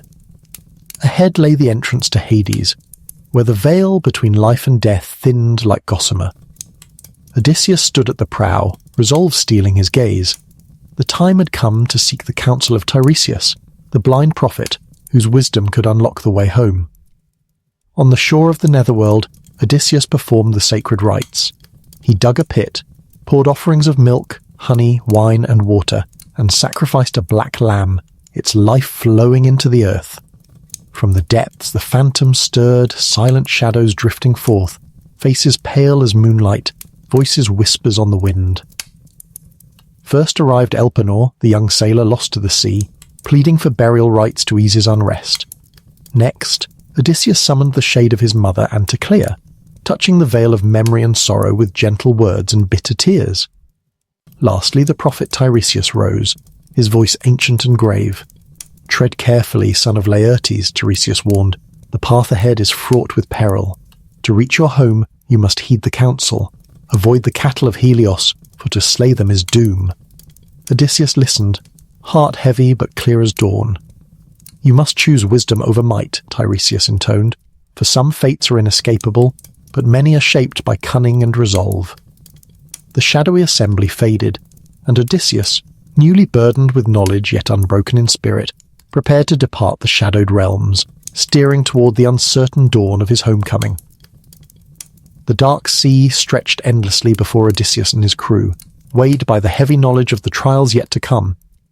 Guided by the haunting warnings of the blind prophet Tiresias and Circe's counsel, Odysseus knew that their greatest dangers lay ahead, creatures both monstrous and merciless. As dawn brushed the horizon, their ship approached a narrow and treacherous strait, flanked by jagged cliffs rising like ancient sentinels. Along one shore, the ravenous Scylla lurked, a monstrous creature with 6 terrifying heads, each armed with triple rows of slavering teeth. From the opposite cliff, the whirlpool Charybdis roared and churned, a ravenous maw that swallowed the sea thrice daily, spewing it back in violent torrents. Before they entered the strait, Odysseus called his men together. "The trials ahead will test our hearts more than our arms," he said gravely. "On one side is Scylla, whom no strength can defeat. On the other, Charybdis, who threatens to swallow us whole. It's better to lose some to Scylla than all to the whirlpool. Be steady, row with all your might, and follow my commands." He held his silence on Scylla's true horror, not wishing to sow terror that might freeze his crew into inaction. Before the strait lay another ancient peril, the sirens. These sirens, half bird, half woman, sang with voices so captivating that no sailor could resist steering toward them, only to be dashed on rocks. Odysseus, knowing the sirens' enchantment would overwhelm even the strongest, ordered his men to fill their ears with beeswax. Bound tightly to the mast of the ship, he alone would hear their song, resolute to withstand temptation and live to tell their tale. As their ship rode the waves near the sirens' rocky isle, a melody filled the air, sweet and terrible. "Oh, luckless mortals," the sirens sang, "come closer, hear our song. We know all ventures, all pain and glory of men. Come, listen, and know heaven's truth." Odysseus felt the pull, a yearning to abandon control and drift into their voices. His heart ached with the desire to answer, but the wax blocked his crew's ears, and the ropes held firm his form. The ship passed, the song fading like a dream undone. Soon after, the terror of Scylla struck. From the cliffs, 6 serpentine necks lunged, each head snapping greedily, seizing 6 of Odysseus's bravest men. The cries of the captured echoed in the void as the monster tore them from the ship. Odysseus could only watch, powerless, grief hammering his chest. The strait narrowed, and Charybdis's fury rose. The whirlpool thundered, spiralling like the mouth of Hades itself, threatening to engulf them. Odysseus shouted commands, rallying his men to row with desperate strength, steering as close to Scylla's cliff as possible, avoiding the boiling maw. With a final surge, they passed the deadly passage, battered, but alive. The sea settled as if exhausted by its own rage. The price was grave, 6 souls claimed by Scylla's jaws. Odysseus mourned for them but pressed on.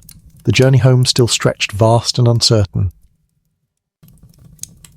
The voyage through the straits of Sirens, Scylla and Charybdis sealed Odysseus's place as a hero tested by fate and fortified by both cunning and endurance.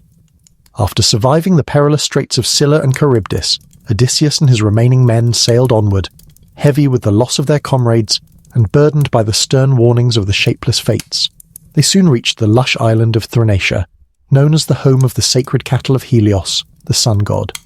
These majestic herds were guarded fiercely by Helios's daughters, Phaethusa and Lampecia, and held sacred, for Helios forbade their harm. Odysseus, remembering the words of the seer Tiresias and Circe's stern counsel, gathered his men. "Friends," he said gravely, "here lies a trial unlike any before. These cattle are sacred to Helios himself. We must guard them, abstain from the feast, lest we call down divine fury upon our heads." The men nodded, their stomachs gnawing but their wills steeled by trust in their leader. Yet as days passed in weary voyage, hunger gnawed more fiercely than caution.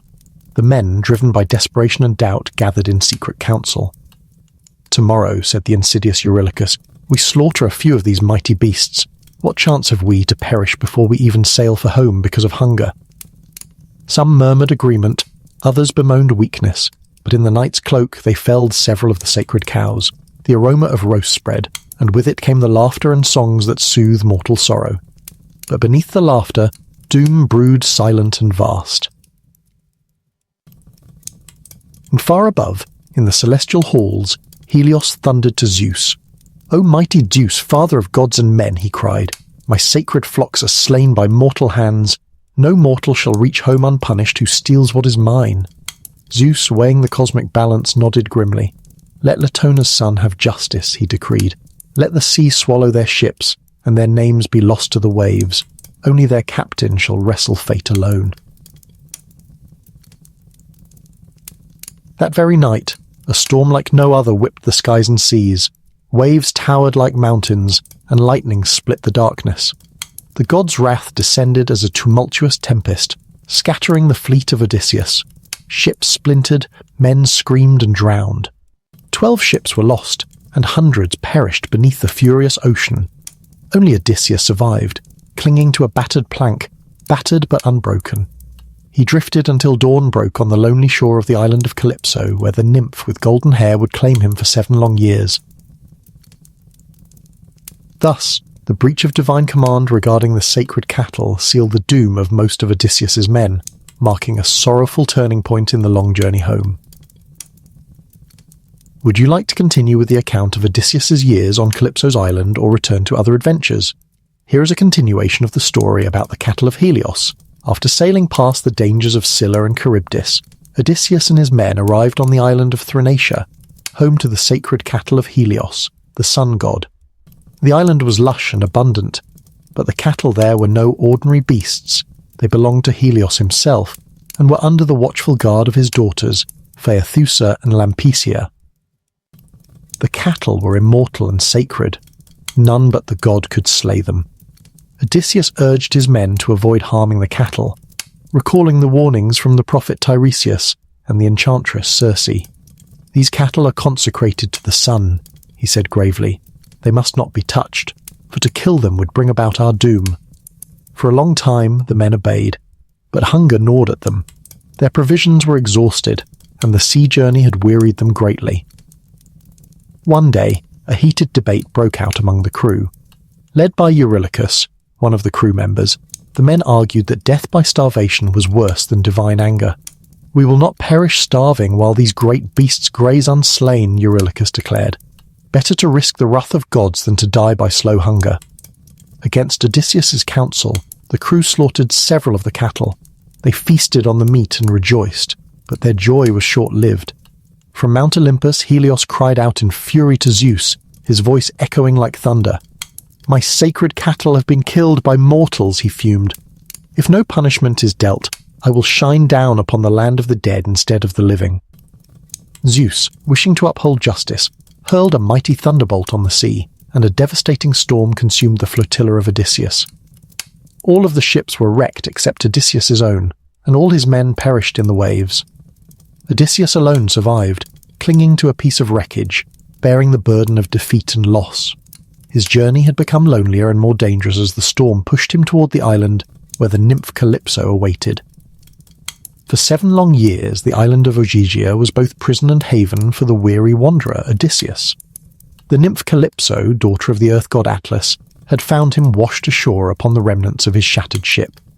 The island was cloaked in eternal verdure, groves heavy with ripe fruit, clear streams whispering over smooth stones, and flowers whose fragrance intoxicated even the air. Calypso's beauty was radiant, her presence both enchanting and melancholic. Each day she wove at her loom, draped in garments spun of moonlight and sea foam, while her deft fingers coiled spells of longing and desire. To Odysseus she offered immortality and life without end, a crown of eternal youth and the promise of bliss boundless. "Stay with me, noble Odysseus," she pleaded during the sunlit hours. "Here is peace, here is love unmarred by time's cruel passage. Forsake the toil of mortal life and be my king."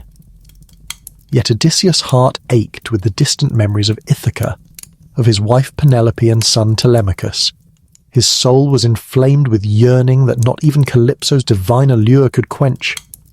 Each dawn he walked to the shore, gazing across the restless sea, his eyes reflecting the torment of hope and frustration. One evening, as he sat by the fire, Calypso approached softly. "Why do you veil your heart in shadow, Odysseus? Do you not find joy in my embrace?" He met her gaze, honest and pained. "My queen, your beauty outshines the stars, but my soul is tethered to the mortal world. I can no more stay than the ocean can hold back the tide." Calypso's eyes glistened with unshed tears, but her voice remained tender. "So long as you remain, you shall be my beloved. But if the gods decree your release, I shall bear my sorrow with grace." Meanwhile, the heavens stirred with debate. Athena, guardian of heroes and justice, implored Zeus, "Grant Odysseus release, my father. Let him finish his path. His fate is not yet sealed." Reluctantly, Zeus consented. He sent Hermes to deliver the divine command to Calypso. At dawn, the swift-footed messenger appeared before the goddess. "Hearken, Calypso, the will of Zeus is clear. Let Odysseus go, though it pains your heart, obey, for even gods bow to the highest decree." Calypso's voice trembled with both love and resignation. "So be it, Hermes. Though my heart breaks, I shall set him free. I will aid him upon his journey and pray the gods grant him safe passage." Together, they toiled for 4 days, fashioning a sturdy raft. Silver sails billowed as the first winds ushered Odysseus back to the sea. With sorrow and resolve, Calypso watched the raft's silhouette fade into the horizon, her gifts, including a magical veil to protect him from drowning, clutched in her hands. Thus ended the nymph's tender captivity, and Odysseus resumed his voyage weathered and wiser, still yearning for home yet facing an uncertain destiny. As dawn brushed the eastern sky, the ship of Odysseus sliced through waters veiled in mist, drawing near to a desolate strait where deadly perils awaited. The cliffs on either side loomed like ancient sentinels, sharp and jagged, their bases littered with the bleached bones of those who dared the passage and were claimed by dark fate. From the rock-strewn shores rose voices sweet and terrible, the songs of the sirens, ethereal beings whose melodies could unravel the stoutest heart. Their forms were half woman, half bird, radiant and unearthly, perched high on craggy ledges. Delicate feathers shimmered with the hues of dawn and dusk, while faces remained seductively human. As the ship neared, the air filled with a haunting harmony, a song that seeped into every crevice of the mind. "Come close, great wanderers of the sea," they sang, their voices weaving spells of longing. "We know your trials, your triumphs, your sorrows. We sing of the earth's deep secrets, of the home you long to see, where your name is carved in the stars and songs." The music lulled like a gentle sea breeze, stirring images of reunion and rest, of love's warm embrace and the final peace of return. It promised release from toil and torment, a balm to weary souls. Yet behind the sweetness lay a deadly snare. Those who heard the siren's song without prevention would lose reason, their hands loosed from the oars, their wills surrendered to the enchantment. Ships would stray, caught upon hidden reefs, dashed against rocks, and shattered in the relentless roar of the sea. Odysseus, mindful of the fate of those before him, commanded his men to thrust wax deep into their ears, sealing their senses against the fatal lure. Unbound, he tied himself firmly to the mast, yearning to hear yet resolved not to succumb. As the sirens' voices deepened into an irresistible chorus, Odysseus pleaded with his crew, shouting above the surge, "Untie me, brave men! Let me hear this sacred song. This is the price I pay to live and see my home." But the oars strained against the waves, and the men, ears blocked and hearts steeled, rowed fiercely, their faces set against temptation. The ship passed beyond the reach of the sirens, as their song faded like a dream unravelling at dawn. Only Odysseus bore the memory, the pain and ecstasy of forbidden knowledge, the burden of insight gained yet survival won. Above, the gods watched silently. The fates hung heavy, yet the hero had passed the trial, his spirit tempered but unbroken. The companions of Odysseus, entranced by the sirens' haunting melodies, were gripped by a profound and inexplicable enchantment. The music, woven by otherworldly voices, whispered directly to the deepest chambers of their hearts and memories. Their gazes softened and glazed over, smiles blooming like sleep's first breath. They swayed as if lulled by an eternal dream, their limbs loosening, judgments blurring. Hunger, fear, and duty slipped away, replaced by a consuming surrender to the song's potent allure. In their ears the sirens sang of forgotten joys and lost loves, of the gentle caresses of home, and the endless peace awaiting those who abandon struggle. The harmony wove images of loved ones and the sacred hearth, dissolving the sharp edges of mortal peril. Bound by the thrall, they saw not the jagged rocks below, nor the cruel breach of winds that would shatter their ship on cruel reefs. Why did they not perceive these dangers? The truth lies in the intoxicating nature of the sirens' power. Their song floods the mind with a narcotic sweetness, overwhelming the faculties that discern risk. The sirens' voices engage the brain's emotion and reward centers, drowning the surge of survival instincts beneath waves of longing and illusion. The companion's senses, overwhelmed by this potent enchantment, were blinded to the looming catastrophe. Music's power altered their perception of reality, painting shadows as light and chains as freedom. Within the web of melody, time seemed suspended, every worry and memory of danger fading like a half-remembered nightmare upon waking. Only Odysseus, bound and fortified by Hermes' gift of moly, stood unshaken amid the seductive spell, a solitary beacon of reason and resolve amid the drowned passions of his men. After escaping the deadly straits and the wrath of Helios, Odysseus and his few remaining men fought to survive the hardships of sea and fate.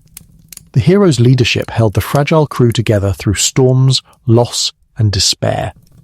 When the sirens' enchanted song lured many to doom, Odysseus protected his crew by sealing their ears with beeswax, sparing them from the fatal trance.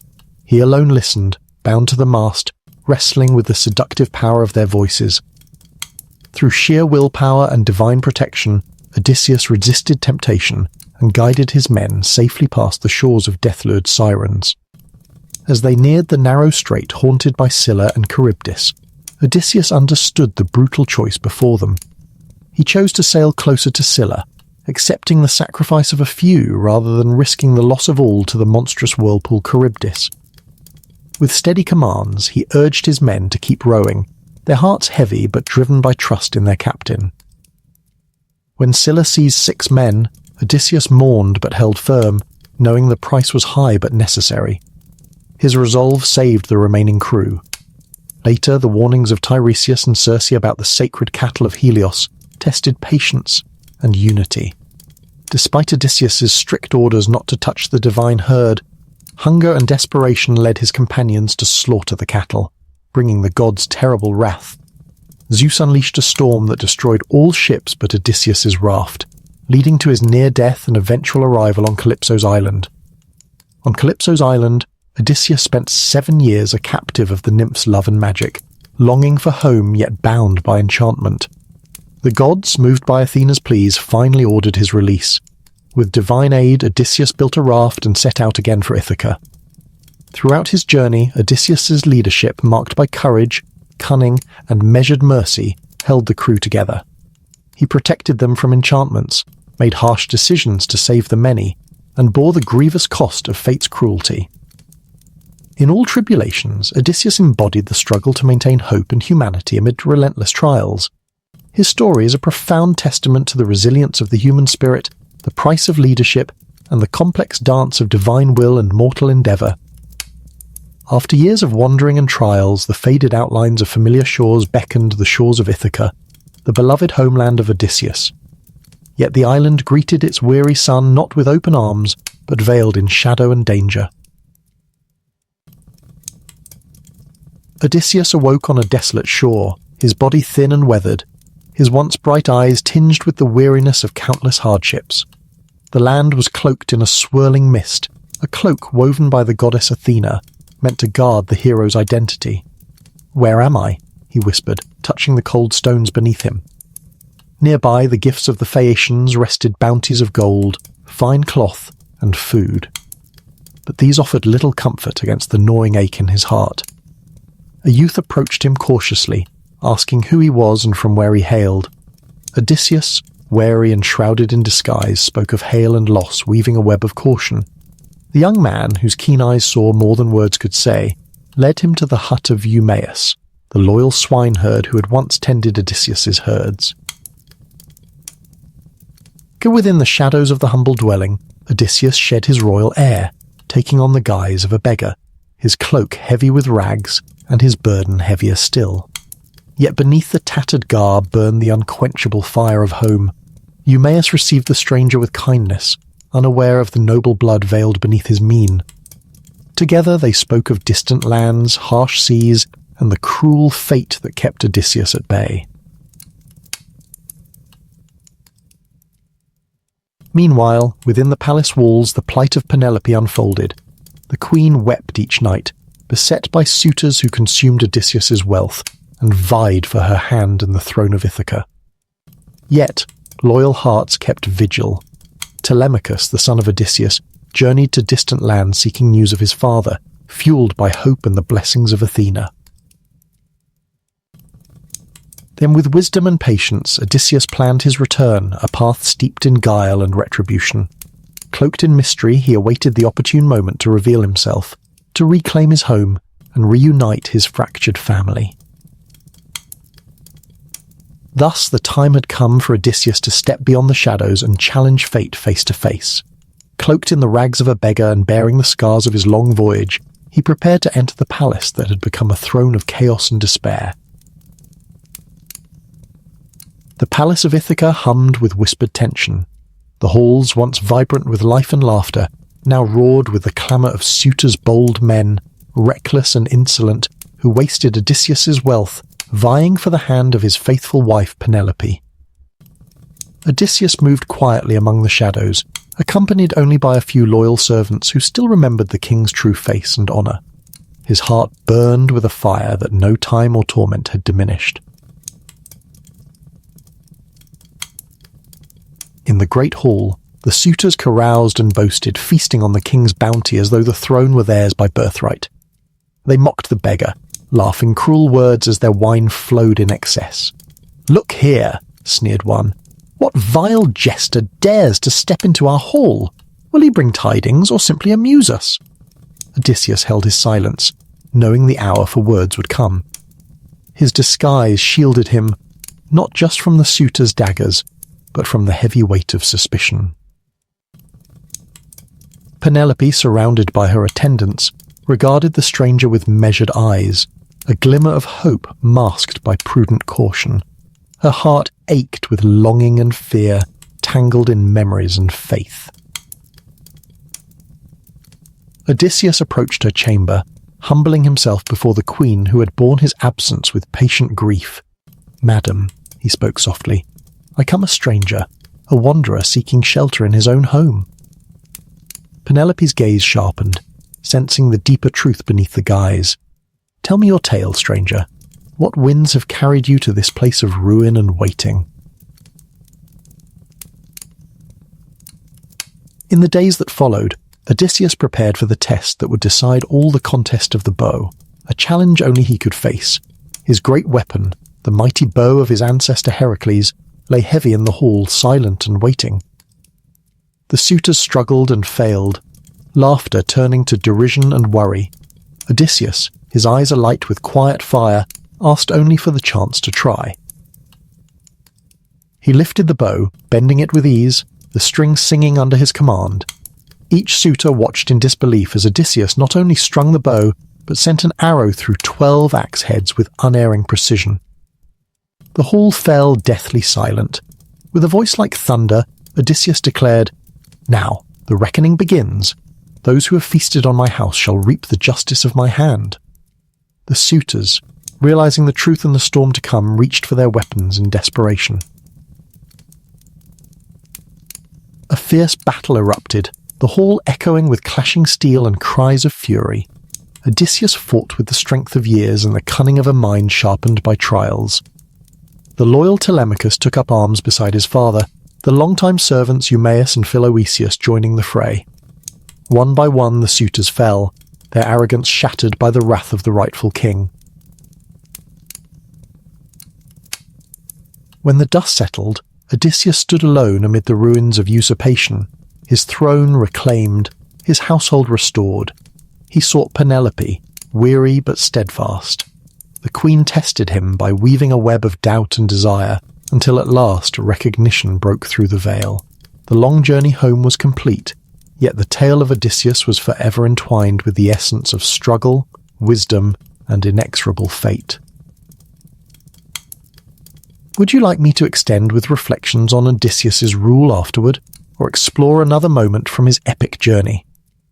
Odysseus returned to Ithaca disguised as a beggar to assess the situation at home, where suitors had overrun his palace, courting his wife Penelope and consuming his wealth. With the help of a few loyal servants and his son Telemachus, Odysseus planned to reclaim his kingdom.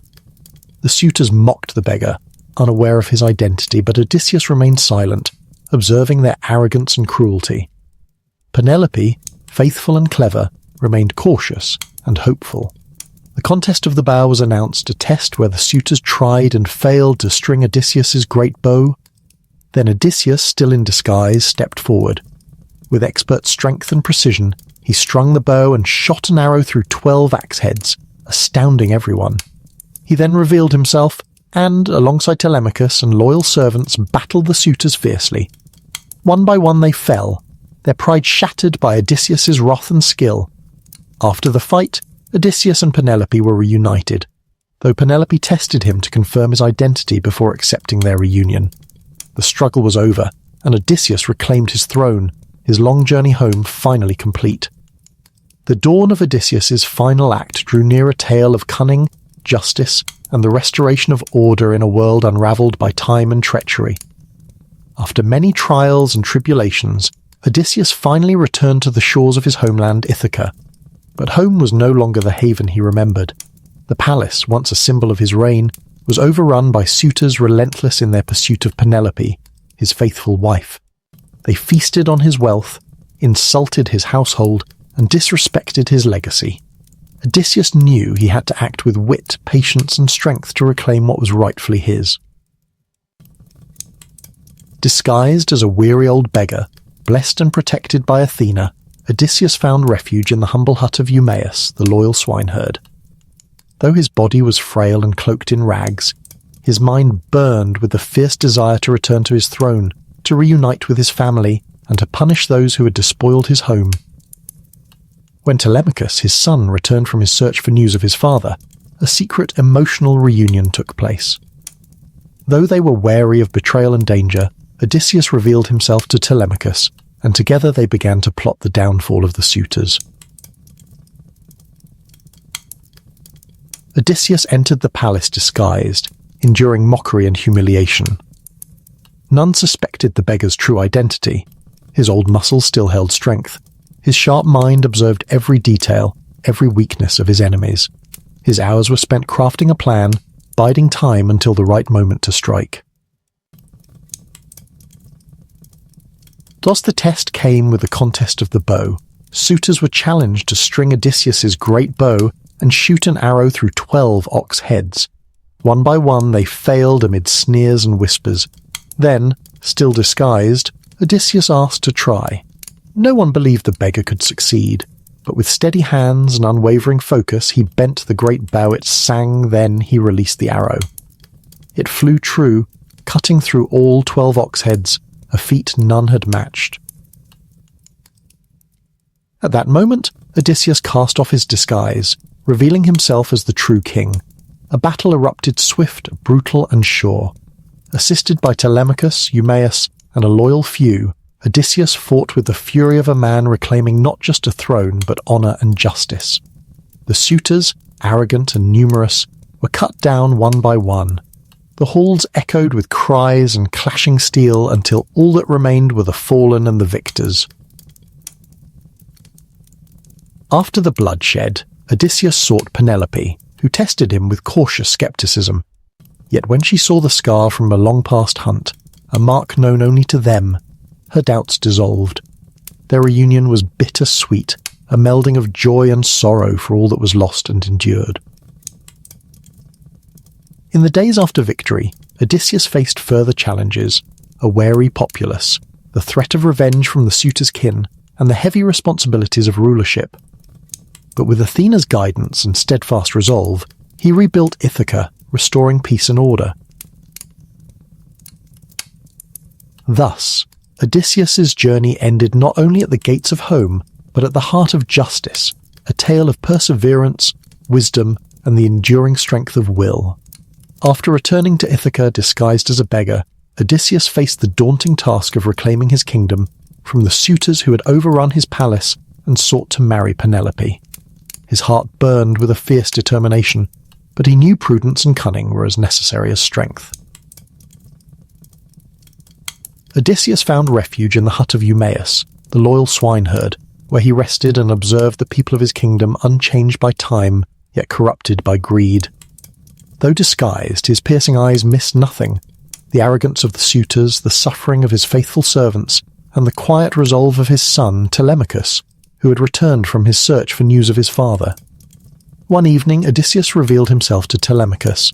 The reunion, fierce and emotional, crystallized their shared goal: to restore order to Ithaca, to purge the palace of the usurpers, and reunite their family. They plotted quietly, wielding their knowledge and alliances as weapons. Odysseus's disguise allowed him to gather intelligence, sow doubt among the suitors, and assess his resources. When Penelope announced a contest to choose her husband, it involved stringing Odysseus's great bow and shooting an arrow through 12 axe heads, an impossible feat for all suitors. The suitors tried, their failures growing more desperate and enraged. Seizing the moment, Odysseus asked to participate. With measured grace he strung the bow easily, the arc bending like a crescent moon. His arrow sailed through all 12 targets, proclaiming his return. For the first time, he revealed his identity. A fierce battle erupted within the great hall, the clash of steel echoing like thunder. Odysseus fought with a ferocity unbroken by years of hardship and deepened by the fire of justice. Beside him stood Telemachus, Eumaeus, and Philoetius, servants loyal to the end. One by one, the suitors fell. Pride shattered, arrogance silenced. The palace, scarred and bloodied, reclaimed its rightful king. Seeking Penelope, Odysseus faced her cautious gaze, her heart a mixture of disbelief and longing. To prove himself, he recounted their shared history and revealed a private token, a scar from a wild boar hunt. Penelope's doubts melted away into tears of relief and joy, sealing the reunion. Yet the restoration of peace in Ithaca was not without challenges. The families of the slain suitors amassed to seek vengeance. A clash seemed inevitable. Athena, guardian and strategist, intervened, descending upon the city. In her divine presence, she mediated peace between Odysseus and the Ithacans, restoring order and cementing his rule. Odysseus's leadership was thus solidified, not merely by sword and cunning, but by justice and the wisdom of the gods. His story, a tapestry of adventure, struggle and homecoming, stands as a testament to the resilience of the human spirit and the complex interplay of fate, choice, and divine will. Would you like a dramatic, poetic retelling of the final battle and reunion, or exploration of other mythical adventures and their meanings? After years of hardship, Odysseus finally returned to Ithaca, disguised as a beggar to conceal his identity from the suitors who overran his palace, vying for Penelope's hand and consuming his wealth. He stayed with his loyal swineherd Eumaeus and secretly reunited with his son Telemachus. Together they planned to reclaim Odysseus's throne. The contest of the bow tested the suitors. None could string Odysseus's mighty bow or shoot an arrow through 12 axe heads. When Odysseus took the bow, he strained the string and struck all targets, revealing himself. A fierce battle ensued, with Odysseus, Telemachus, and loyal servants defeating the suitors. Afterward, Penelope tested Odysseus to confirm his identity, until finally they reunited. Odysseus faced challenges restoring peace as suitors' families sought vengeance, but with Athena's help, order was restored and Odysseus reclaimed his kingship. After Odysseus had reclaimed his throne from the suitors, the palace was filled with the heavy silence of victory but also the tension of uncertainty. The revenge was complete, but the damage was deep. Ithaca's people had been divided and wounded by years of strife. Odysseus understood that true rule required more than sword and cunning. It required healing the fractured hearts of his people. The suitors' families had not forgotten their loss, and the loyal servants and citizens bore scars from the chaos.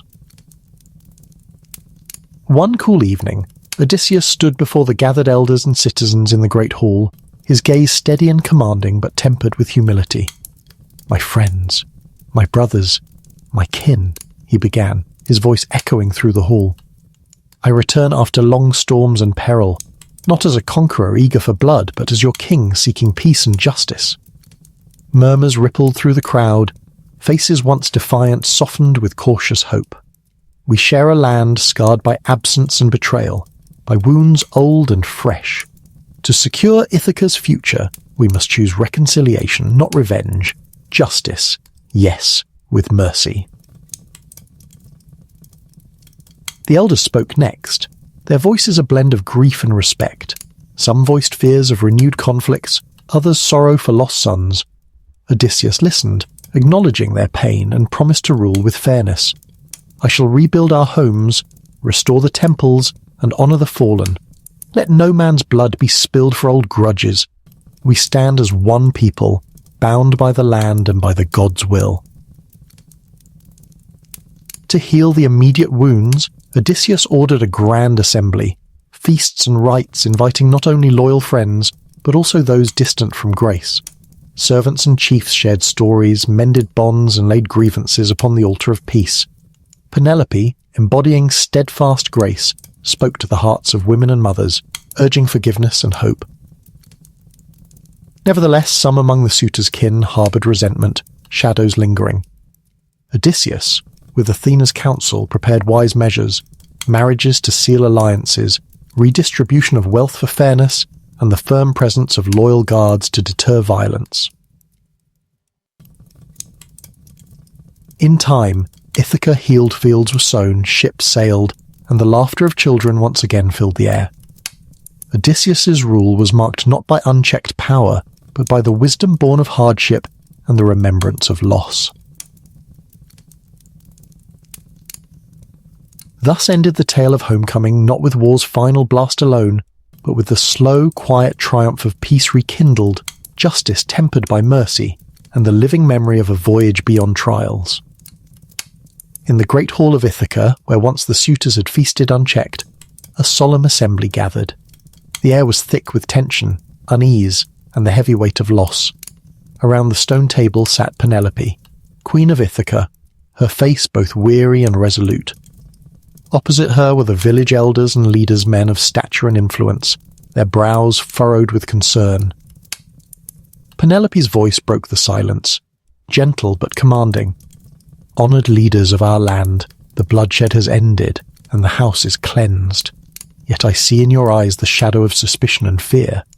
We have all suffered from the suitors' chaos to this bitter vengeance. But now Ithaca must heal." One elder spoke gravely.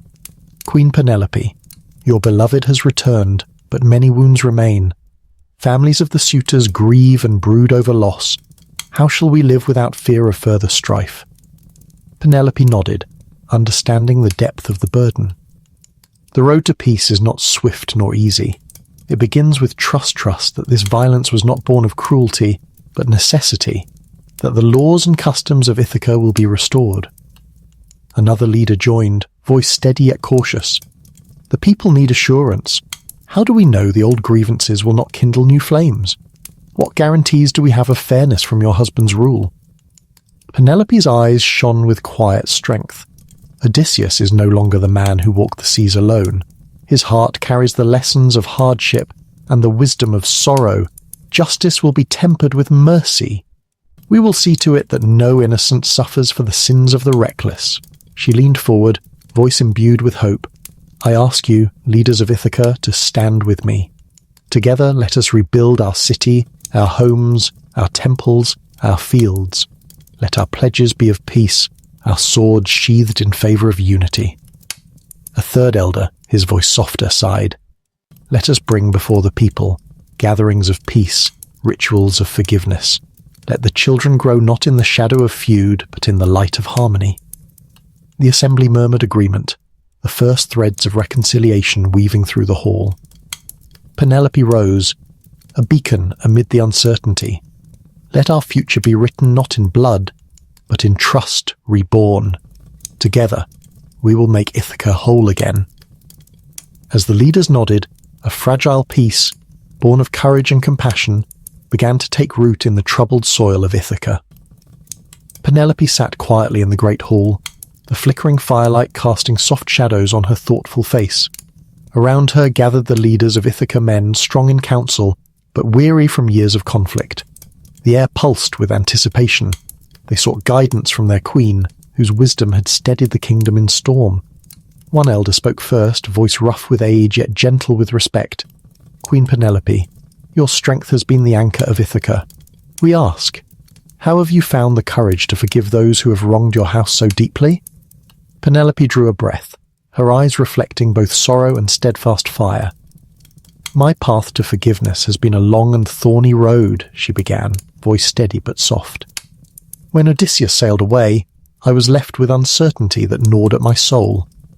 Each day stretched infinitely, filled with hopes born and broken, whispers of death and survival both heavy on my heart." She paused, recalling the many lonely nights.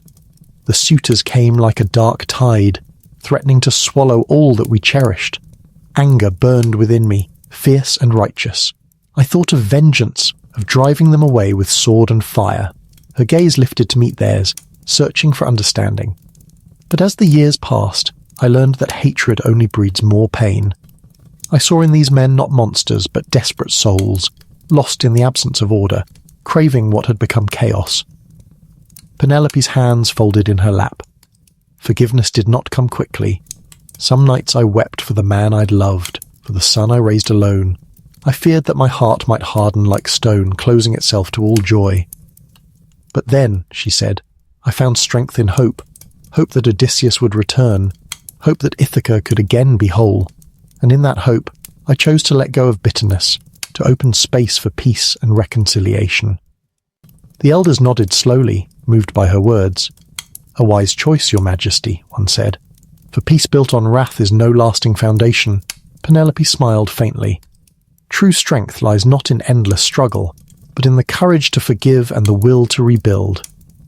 She concluded with quiet confidence, "Let us, as leaders and as kin, sow seeds of hope and trust that our land may heal and our children thrive under the light of justice and love.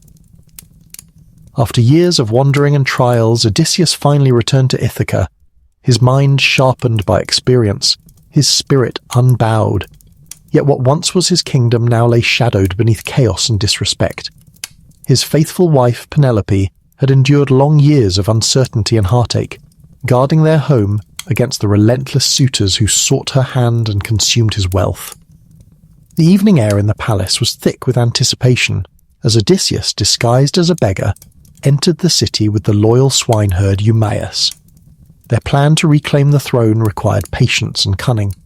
He first met with his son Telemachus in secret, revealing his true identity and plotting the downfall of the suitors. In the great hall, Penelope moved quietly among the courtiers and servants, her face a mask of calm concealing a heart torn between hope and sorrow. The years had made her strong, her mind clever. She wove and unwove a shroud to delay remarriage, holding on to the thread of faith that her husband would return. When the contest of the bow was announced, the suitors gathered eagerly, but none could string the mighty bow or shoot the arrow true through 12 axe heads. Then the beggar Odysseus asked to try. To their disbelief, he strung the bow effortlessly and released the arrow with precision unmatched, signaling his return. The hall erupted into chaos as Odysseus cast off his disguise, revealing himself as the rightful king. Assisted by Telemachus and loyal servants, he fought fiercely to punish the suitors. Steel clanged and voices roared until the threat was vanquished and order restored to Ithaca. After the battle, Odysseus sought reconciliation with his people. The palace and city bore scars of the conflict not only in stone and timber, but in fractured hearts. The families of slain suitors whispered vengeance. Divisions echoed in the taverns and fields. Penelope, embodying grace and resolve, convened the elders and leaders of Ithaca. "My journey to forgiveness was long," she told them, her voice steady yet soft. "After the years of waiting, the cruel games of the suitors, my heart was heavy with grief and anger, yet I learned that bitterness only tears the soul. True strength lies in mercy, in the courage to heal and unite. We must rebuild Ithaca not as a land divided by fear, but as a home bound by trust and justice." The leaders listened, moved by her wisdom and sincerity. They pledged to aid in the restoration of peace. Together, Odysseus and Penelope led Ithaca into a new era. Fields were replanted, homes repaired, temples restored. The memory of strife was tempered by shared resolve to forge a future where justice ruled and old wounds were soothed. With the blessings of the gods, Ithaca flourished once more, a testament not only to the strength of a hero, but to the enduring power of forgiveness and hope. In a quiet moment by the shore, under a twilight sky fading into indigo, Telemachus stood alone, the weight of his young shoulders heavy with sorrow and responsibility. His gaze rested on the restless sea, reflecting the storm within his heart.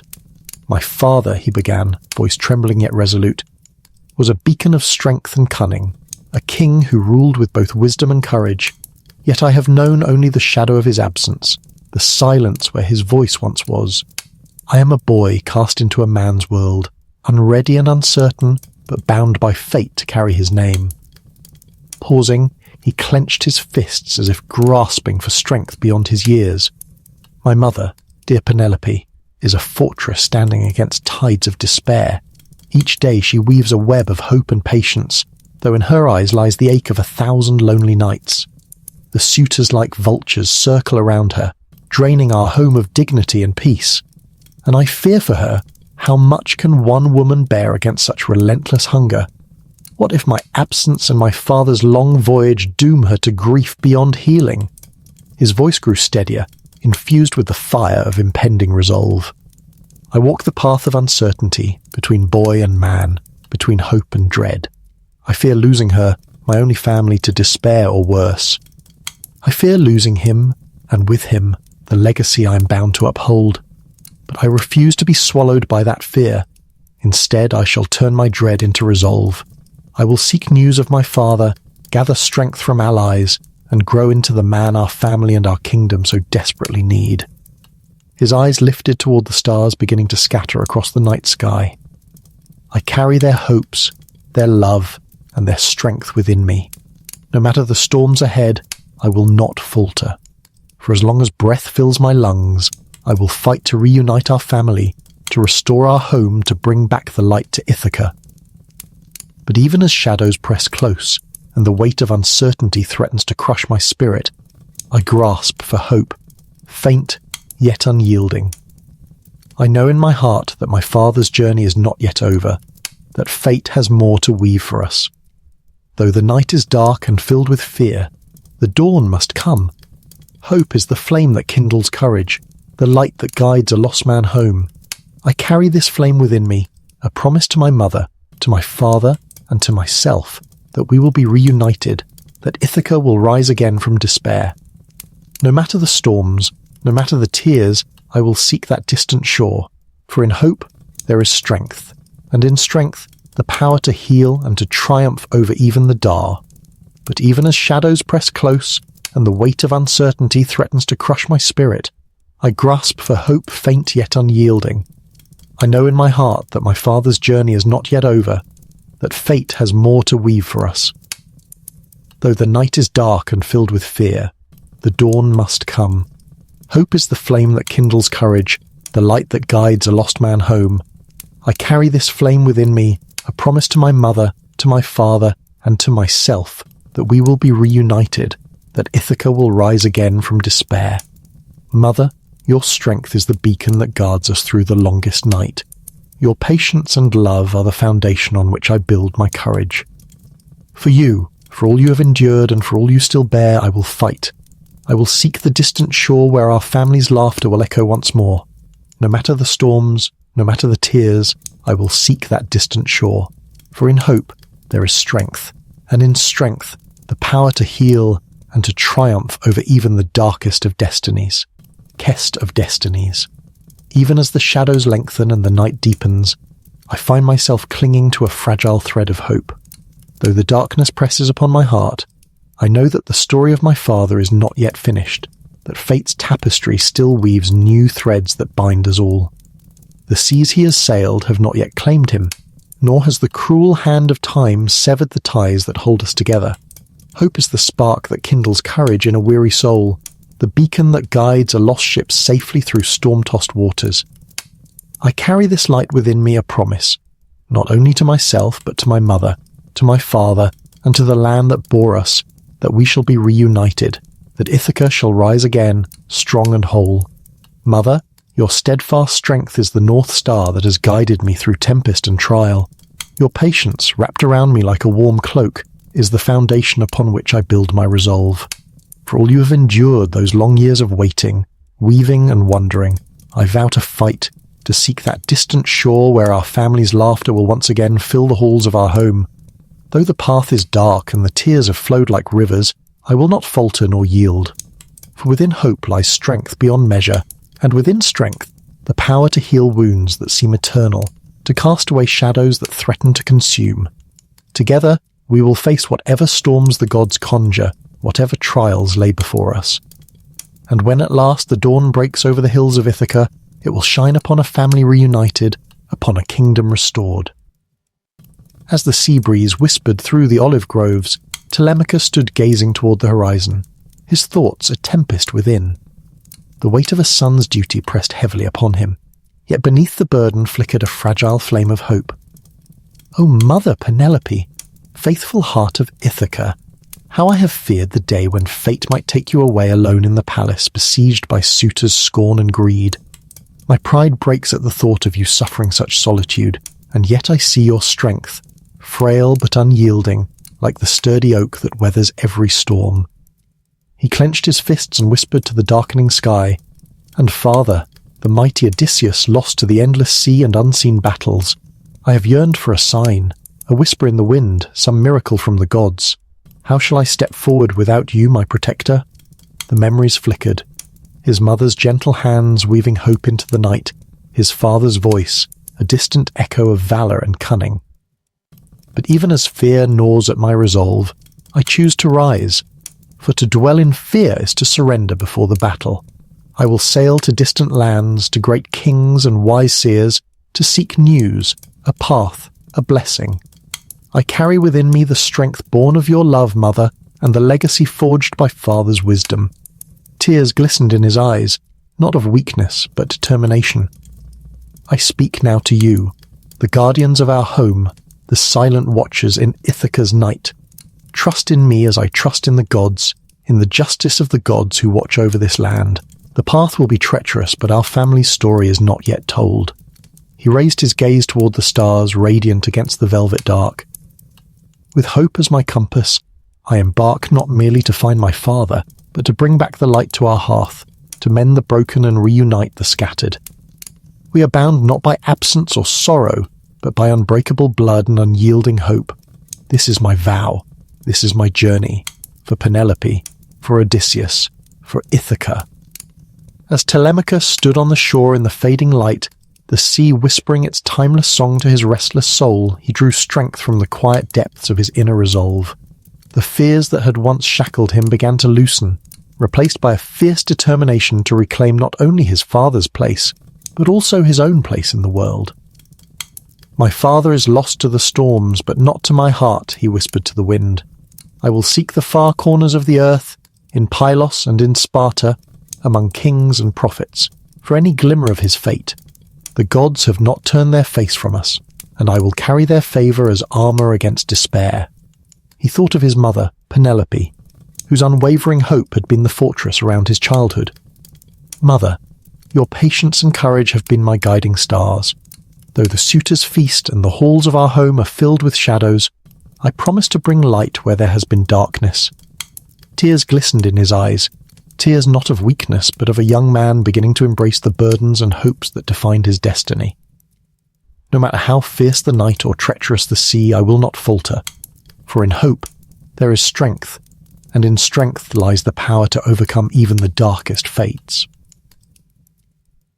With this vow echoing in the winds of Ithaca, Telemachus prepared to embark on his journey, a voyage both outward over the restless seas and inward into the heart of courage and maturity.